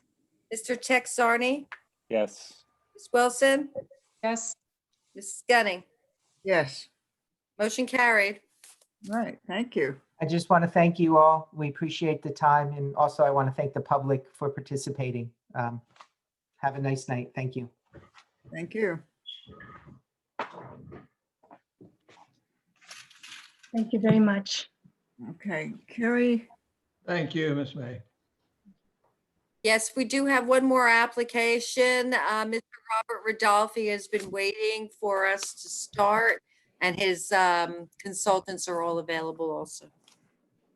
Well, as you know, 11 o'clock is our hard stop point, and it is now 10:30. So we can certainly take jurisdiction, but I don't know how far we're going to get. Right? Madam Chair, I would suggest that certainly we want to take jurisdiction and indicate that it's obviously not going to be finished tonight, what date we're carrying it to. But there was a jurisdictional issue raised by Mr. Lieberman, and he laid it out in a letter. Carrie, was that distributed to the board, the Lieberman letter? Yeah, I believe that all the materials that have been given to me by the applicant have been distributed and online. Yeah. This is not the applicant. Yeah. This is an objector, not the applicant. Oh, yes. I should have put everything online and distributed it. I know Okay. it's online. In any event, what I would suggest with respect to this is that we take jurisdiction in terms of the sufficiency of the notice and proof of publication, and we give Mr. Lieberman and Mr. Rodolphe an opportunity to talk about the jurisdictional issue that Mr. Lieberman has raised, and I know that Derek has been active with respect to as well. That's at least my thought, and it seems to me that's probably something that could be done in a half hour or so, and then assuming that the board decides it does have jurisdiction, it then will carry it to another meeting. What's your pleasure, board? We do have a That little- sounds like, Yes, Sounds good. that sounds like a good plan. I agree with that. We do have 100 people who've been waiting for 3 hours now, and I right, but I doubt in their that case. that the board is going to stay up for 4 hours more to do it. Right. I really do. Yeah, no, I totally agree with that. I think that that asking hearing the questions that relate to jurisdiction, and then, that if that can be done, as Jerry says, in a half hour, then that would be a good thing, good way to get started. Okay, so Okay, let me state at the outset that proof of publication and service are sufficient. The notice is satisfactory. The board has jurisdiction with respect to those issues. But as I say, there's still a jurisdictional issue that Mr. Lieberman has raised. okay. And I would suggest the way it is started is have Mr. Lieberman make his presentation and then give Mr. Rodolphe an opportunity to respond. And if Derek wants to jump in, he can respond as well. And I think I'll just state for the record, this is the Princeton Academy of the Sacred Heart. Yes. Requesting minor site plan with conditional use and variance approval. And Michael, if you can raise your right hand. Oh, sure. Do you swear or affirm the testimony you're about to give and have given will be the truth? I do. The subject premises is at 11. Sorry, it's getting late. Yes, 1128 Great Road. It's in the R4 residence zone of the former township. And the subject property is the campus of the academy, which is a private kindergarten to 8th grade school for boys. What's being requested is, well, I wanted to also note that it's as you know, it's in a residential zone and it's adjacent to residential lots containing single-family dwellings. The applicant is seeking minor site plan and conditional use approval to convert existing natural grass playing fields to synthetic turf fields and to slightly enlarge the overall area of the athletic fields. So I just wanted to make sure everybody was clear on what the application was about. okay. So I guess we're going to hear from Mr. Rodolphe first, if that's all right. Is that Well, we can do it either way. It seems to me it might be best hearing from Mr. Lieberman first, since he's the one who's raised the issue. And then Mr. Rodolphe could respond. If Mr. Rodolphe has a different point of view, certainly, Bob, you can articulate. okay? Well, I think that's appropriate if I have a say. all right. So time is running out. Let's hear from Mr. Lieberman, and let me be very clear that we really, really want to finish up around 11 o'clock or so. So. All right, well, thank you very much, Madam Chair and Board. My name is Stuart Lieberman, and I represent Brendan Bibros at 46 Heather Lane in Princeton. The bottom line, it is getting late, so I'm going to try to cut this short, but be succinct. The bottom line is this. This is an application by a school. It's by the Princeton Academy of the Sacred Heart. And what they're proposing to do is to have a completely unrelated organization, which may or may not be for profit. And that's going to be sort of another part of this. They now claim they're not for profit, but when the application was filed, they were for profit, called the Princeton Soccer Academy.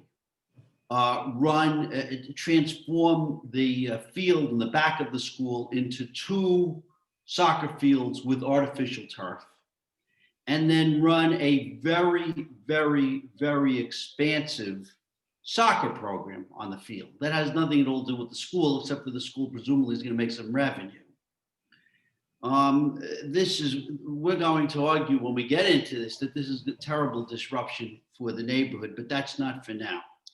We don't believe that this board is the right board for this application. And the reason is because the school itself exists predicated on a conditional use. Specifically, the Township Ordinance 10B-320D allows for public and private day schools, not for pecuniary profit, up to grade 12, and uses customarily accessory thereto. So the field in the back certainly would be a customary use when it's used for school functions, if they're going to have football games or whatever they're going to have that are associated with the school. But what's going on here is, and the schedule's been posted on the website, 7 days a week, several teams each night, going till 10:30 at night. 9:30 is when they end. The lights stay until 10:30. And it's another principal use. What they're proposing is a completely unrelated principal use, and that's inconsistent with the conditional zoning, which only allows for accessory uses. There's no way that this separate business's activity is an accessory use to the school. And that's how it's being portrayed.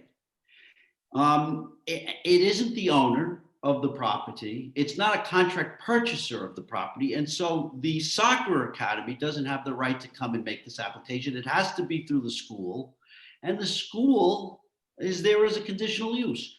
You have what's being proposed are 2 principal uses. One is the school, which is a conditional use. And now there's a separate use of these fields, turning it into a very monetized type of situation with extraordinary throughput. The right application is a D variance because they're seeking to expand their conditional use. The Princeton Academy of the Sacred Heart is seeking to expand its conditional use by allowing an activity that is not customarily accessory thereto. And so I respectfully submit that this board should find that it is not the proper form for this application. It should dismiss this application without prejudice. And the applicant should be told to file an application where it belongs. These are 2 separate principal uses. I thank you very much for your time. I'm here to answer any questions. I know Mr. Rodolphe does agree with me, and I eagerly wait to hear what he has to say. Okay, anyone? All right, let's hear from Mr. Rodolphe then. All right, thank you, Madam Chair, and thank you, Mr. Lieberman. Well, of course, we disagree. I think everyone on this board realizes that being a private school is very tough these days, just to survive financially. And you also know, I'm sure, that not only this educational organization, but almost every educational organization in Princeton has taken advantage of using its facility or sharing their facilities with different organizations for fee generating purposes, so the school itself can survive. The Princeton Academy of the Sacred Heart runs summer camps, other sports camps, which I will bring out during the course of our testimony through the headmaster, who you will hear when we finally get to testify. And it's not, it's a use that is being used to help support the school, very honestly. Just as a side note, those lights are not going to stay on until 10:30. That's something we'll get into in the main course of our testimony. They'll be out by 9:15 or 9:30. What Mr. Lieberman neglected to mention in his correspondence, and I attempted to point out in my responding correspondence, is that subsection F of your land use ordinance 10B-320 permits nonprofit membership clubs for outdoor sports, including swim clubs, having no nuisance factor. The lessee of this application is a nonprofit, New Jersey not-for-profit corporation, which we will bring out during the course of our formal testimony in the future. It is a membership club and it's outdoor sports. It's a soccer academy. And we believe it is permitted under the conditional use section of your land development ordinance. Perhaps the zoning officer wants to weigh in, and perhaps Mr. Mueller, but I see it very clearly that this has been going on for decades in Princeton as a matter of basic survival. And that's what we'd like to continue here. Derek, did you want to weigh in here? I would say that it is obviously the schools of conditional use. The soccer academy has presented proof that they are a nonprofit, which would entitle them to operate under F, nonprofit memberships for clubs for outdoor sports.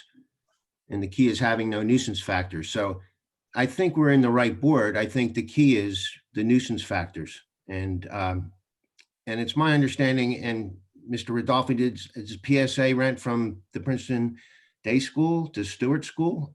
Yes, they're right across. They rent from high schools. They're right across the street at Stewart Country Day School. So, I mean, it is a situation that occurs all over the community. I think the key is to hear the case and analyze the nuisance factors. But I just wanted to say that it's true that there are rentals of properties by various athletic groups. For example, the tennis facilities at Stewart or the playing fields. But this is not a rental situation. I mean, this is an actual significant alteration of the property for a permanent use. I do think there's a distinction there. And I also think as a legal matter, saying that something has happened, that the law may have been breached or not interpreted as in the way that it should have been in the past is not a justification to continue that pattern. I mean, I would be interested to hear, because we're a planning board, and in this town we have the planning and zoning separately, and I think it would be interesting to hear from Mr. Lieberman specifically describing, because not everyone in the audience or even of our board may know what a D variance is, and why you think, describing some of the situations in which applicants would go for a D variance and why you think this meets those criteria. Thank you, Ms. Sachs. I appreciate it. Well, the reason that this meets the D variance criteria is as follows. This is a separate principal use. And what's happening is the applicant is has a conditional use which is very limited in terms of what they're allowed to do. They're seeking to do something completely beyond what they're allowed to do. And it doesn't really matter that other schools may or may not be doing the same thing. And in fact, it's not even relevant to this application. In fact, it shouldn't even be part of this application. But what's happening here is this is a separate use. It's a soccer operation. It's a very full-time soccer operation with the soccer league. When you seek to expand a non-conforming use, which is what they're doing, then they need to get a variance before the zoning board. The D variance is where you go when you do that. You don't have the jurisdictional authority to grant that relief. Now, this notion that it fits under the other section that relates to nonprofit outdoor activities, they're not the applicant. It's not their property.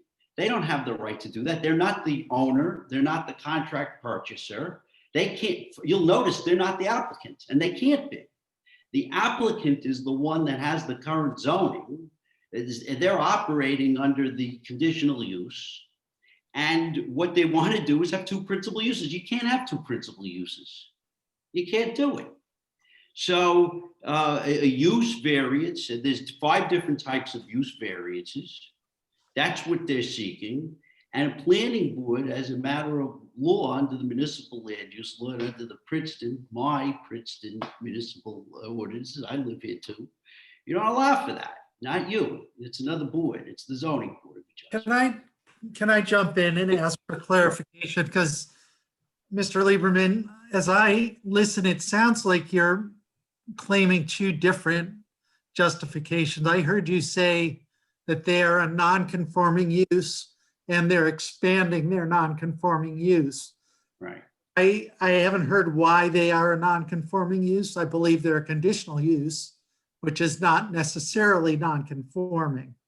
So is that the reason why they need a variance, or is the reason this idea about having 2 principal uses? Yeah, if I said it's late, and if I said it's the 2 principal uses. That's what this is, and you could try to, dress it up any way you want to, but that's the problem here.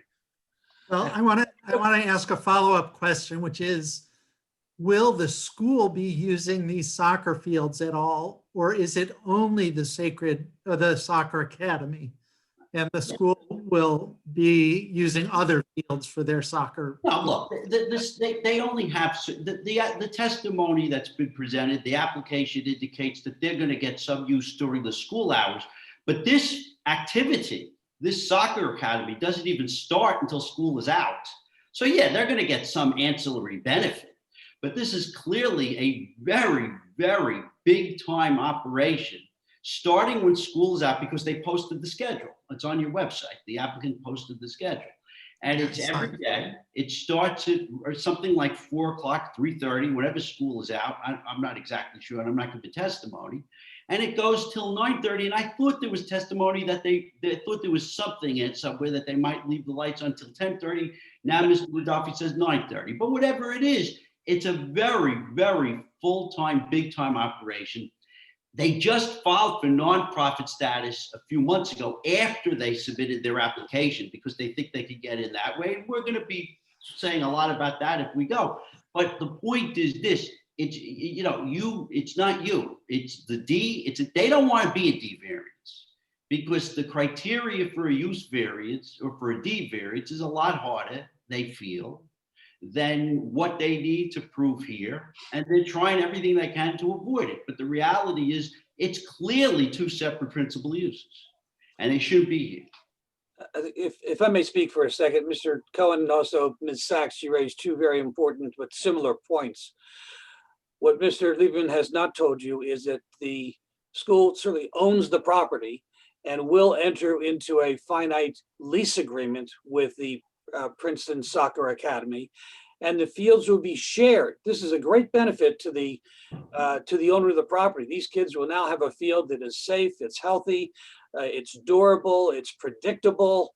It's going to look beautiful when it's constructed, if the board is inclined to improve this application, but it's also going to be used for the use of the Princeton Soccer Academy. It's not exclusively for the Princeton Soccer Academy. It'll be shared by the school and the school's use, and for the same purposes that the school uses it for soccer, basically. Well, not really, Mr. Rudolphi. They're using it for the use they could, which is as an accessory use, which is allowed. So they're allowed to do that under the terms of their conditional use. They're specifically allowed to use their property not only for a school, but also for uses customarily accessory thereto. And I would agree with you that the field, to the extent it's a football field for the students or this and that, is customarily accessory, and I would never challenge that. What is not customarily accessible, no one could really disagree with this, is an exceedingly full-time, very, very expansive soccer operation that a private company is going to run, very much for profit, on this property. And that's what's going on. They use other fields too. By the way, they plan on having 2 different teams on both fields every night, with a lot of kids on, and whistles every night, everything. So, but it's a very full-time operation, part of this man's business plan. Well, I think the So that's board, what's I going think on. the board needs to hear the testimony of both the school administration as well as the individuals and representatives of the soccer association before they make a decision, because you'll hear from the testimony as to the use. These are little kids. They're little kids who want to get out and learn how to play soccer. That's not what the record says. Actually, the record indicates it's different age groups and it's different. So they start 4 to 5, but it goes all the way through teenage years. If you read the materials that you posted on the website, it's not true that they're little kids. Some are and some aren't. But the point is this board shouldn't be hearing any testimony respectfully. It's a dual use. They can't do it. They're trying to get away with it. My clients absolutely oppose it. All right, I'm going to be quiet. I learned a long time ago that after you say your piece, you respectfully be quiet. So if anybody has any other questions of me, I'm here to answer, but I've said what I need to say and I appreciate your courtesy. It's getting very late, so I'm going to try to behave. All right, let me ask you, Jerry, Yes. where do you think we go from this? Yeah, I think it's become clear for the colloquy during the last 25 minutes that I think we have to continue with the application and basically take the objection, the jurisdictional objection by Mr. Lieberman under advisement. So we would be basically reviewing the application, but contingent upon ultimately a decision by the board that the board has jurisdiction. And if it doesn't have jurisdiction, then it denies the application. So I think that's the way to go. Derek, do you have any thoughts and do you have any comments on the 2 principal uses? I mean, I'd have to think about the 2 principal uses. I mean, clearly the school's a nonprofit, you know, it's an conditional use, and the club is a nonprofit club. So that's kind of where I'm stuck. And I get your point. Obviously there is money involved with their activity, but they're a nonprofit, and it calls for nonprofit memberships for clubs for outdoor sports, having no nuisance factors, which I think is the key. So It's a sham, Mr. Bridger. So- They just became. Can I ask a question of Derek? So we know that these arrangements happen both with our public schools, in our public parks, and at independent schools, where a third-party sports organization will rent playing fields. Typically, there's a fee involved in that. Have any of those uses been subjected to board approval or to, I'm trying to figure out how it relates to zoning. I haven't had a case in my tenure here. So, okay. And I also have a, Sort of my question, sorry, Owen, but have any of those groups actually moved in? I mean, this is almost a sharing of the property. They are investing. I mean, so it's not like, I mean, with any of these other arrangements that I'm aware of, the principal owner of the property maintains the property, has developed has built the track or the tennis courts or the field, maintains it.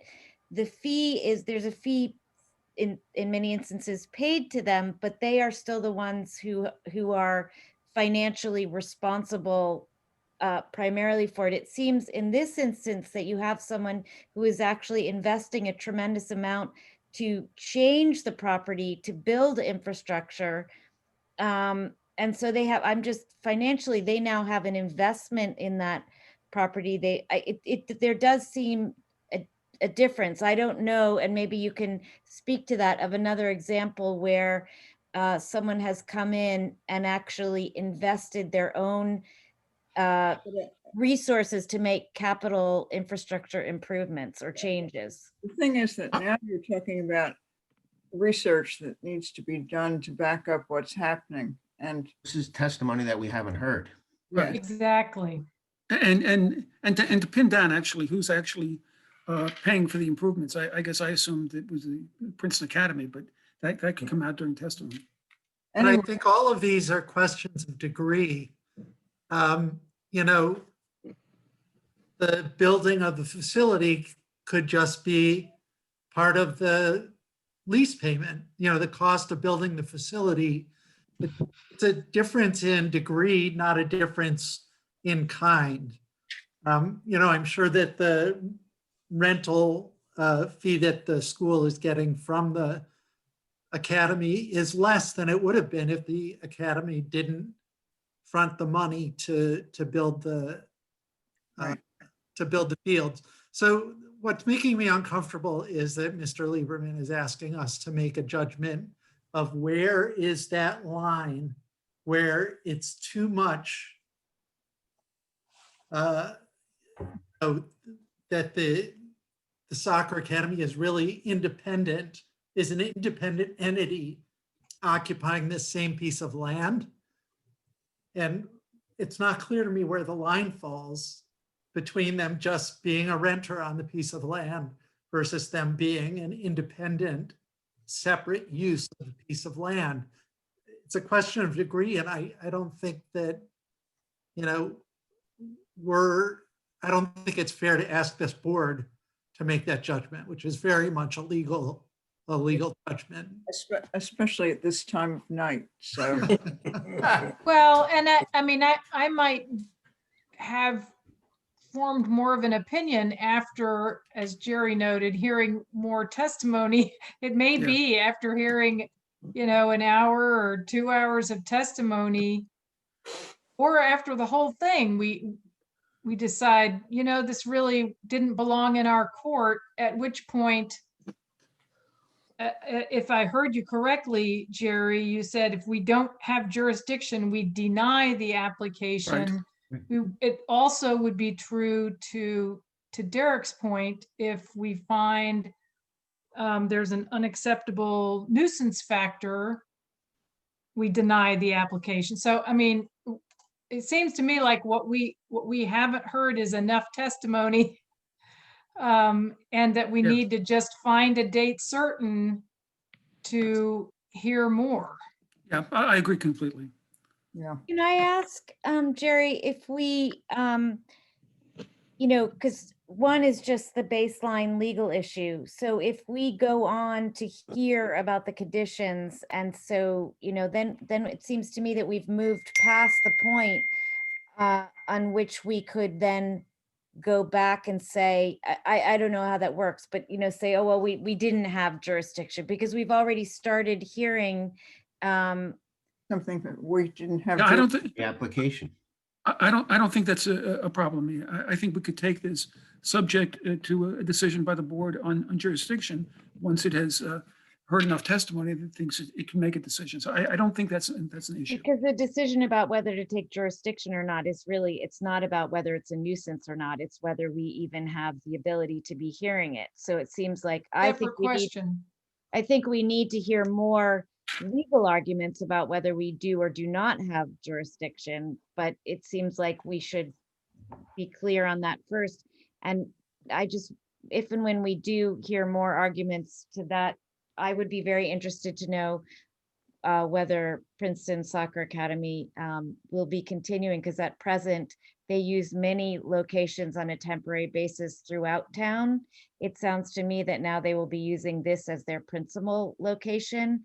It's my assumption that they would not continue to use the various fields on an ad hoc seasonal basis the way they do now throughout Princeton. And so that in and of itself would have bearing on, you know, whether it's my assumption that if this is their sole location, their principal location, which it's not now, that would be interesting to hear as well. Well, I think that someone has to settle when and who is going to hear this and pick a date. And I don't think we're going to do this now. I think Derek probably should confer with Jerry, and they should decide just how and when we're going to settle this. Just to be clear, Mia was asking if we can sort of unring the bell at any time if we decide that we begin to hear the application and then decide that it's not that we don't have jurisdiction, it's possible for us in the middle to just push the brakes and, Sure, I would think so. okay. Yeah, Is that correct, Jerry? yeah, that's my view. I agree. So it's a matter of figuring out what meeting in early 2021 we continue this, or, I mean, I think it would be Yeah. helpful to set a date now so there doesn't have, I mean, Right. I mean, we'll be carrying, in effect, we'll be carrying the application to the new date. We'll announce what that date is so that they don't have to notice further. and that would probably be February based on what I know about the January Right. the But- agendas. Carrie, we were discussing this earlier, staff was. Carrie, could you chime in on this? Yes, thank you very much. Bob and I were talking about this, and we were looking at the two dates in February. I would like to dedicate one entire meeting just on this matter. So February 4th is a good spot for them, I believe. Okay. Does it sound possible to the rest of you? Yep. Yes. Okay, and just for members of the public, so it's being carried to the 4th of February. There won't be any further notice. Right, and we've taken jurisdiction? Yeah. Okay. I think we did it. Yeah. Respectfully, you haven't, right? You're going to defer on that issue, but you've decided to hear it further. Isn't that correct, Mr. Mueller? Yeah, that's one way of putting it. And we've taken jurisdiction, obviously, with respect to the notice issue, and we're going to ultimately make a decision on jurisdiction on the issues that you raised, but we haven't made a decision on that, obviously. Thank you very much, everybody. Have a good night. And Jerry, just real quick, so we will not be announcing this again, so that the 100 people who are sitting here just have to know that this meeting will be continued on the 4th. Yes, Okay, correct. Okay. February 4th, 2021. Right. Okay. I think that's it, everyone. Thank you very much, everybody. It's late and I appreciate your indulgence. Good night, everybody. Thank you very much. David, was that closing? That was a motion to adjourn. I'll second that motion. Okay, all in favor? Aye. Okay. Aye. Good night. Happy holidays, everybody, and Wait, happy we- Hanukkah. Wait, we don't have Happy another meeting this year? No, I know. Happy New Oh, Year. come Yay, on. 2021. Turn the recording off. And you just got used to our weekly meeting pattern. Sorry to disappoint you. Tim, there's one on the 24th. December 24th, Oh, exactly. okay. All right, great. Happy Hanukkah, happy holidays, everyone. I'll schedule that. I'll fit that into my schedule. Hanukkah. Mia will Happy be out holidays, Christmas everybody. caroling with her family, I know. Good night, They're everyone. going on the Good night. road. Happy holidays. See you later.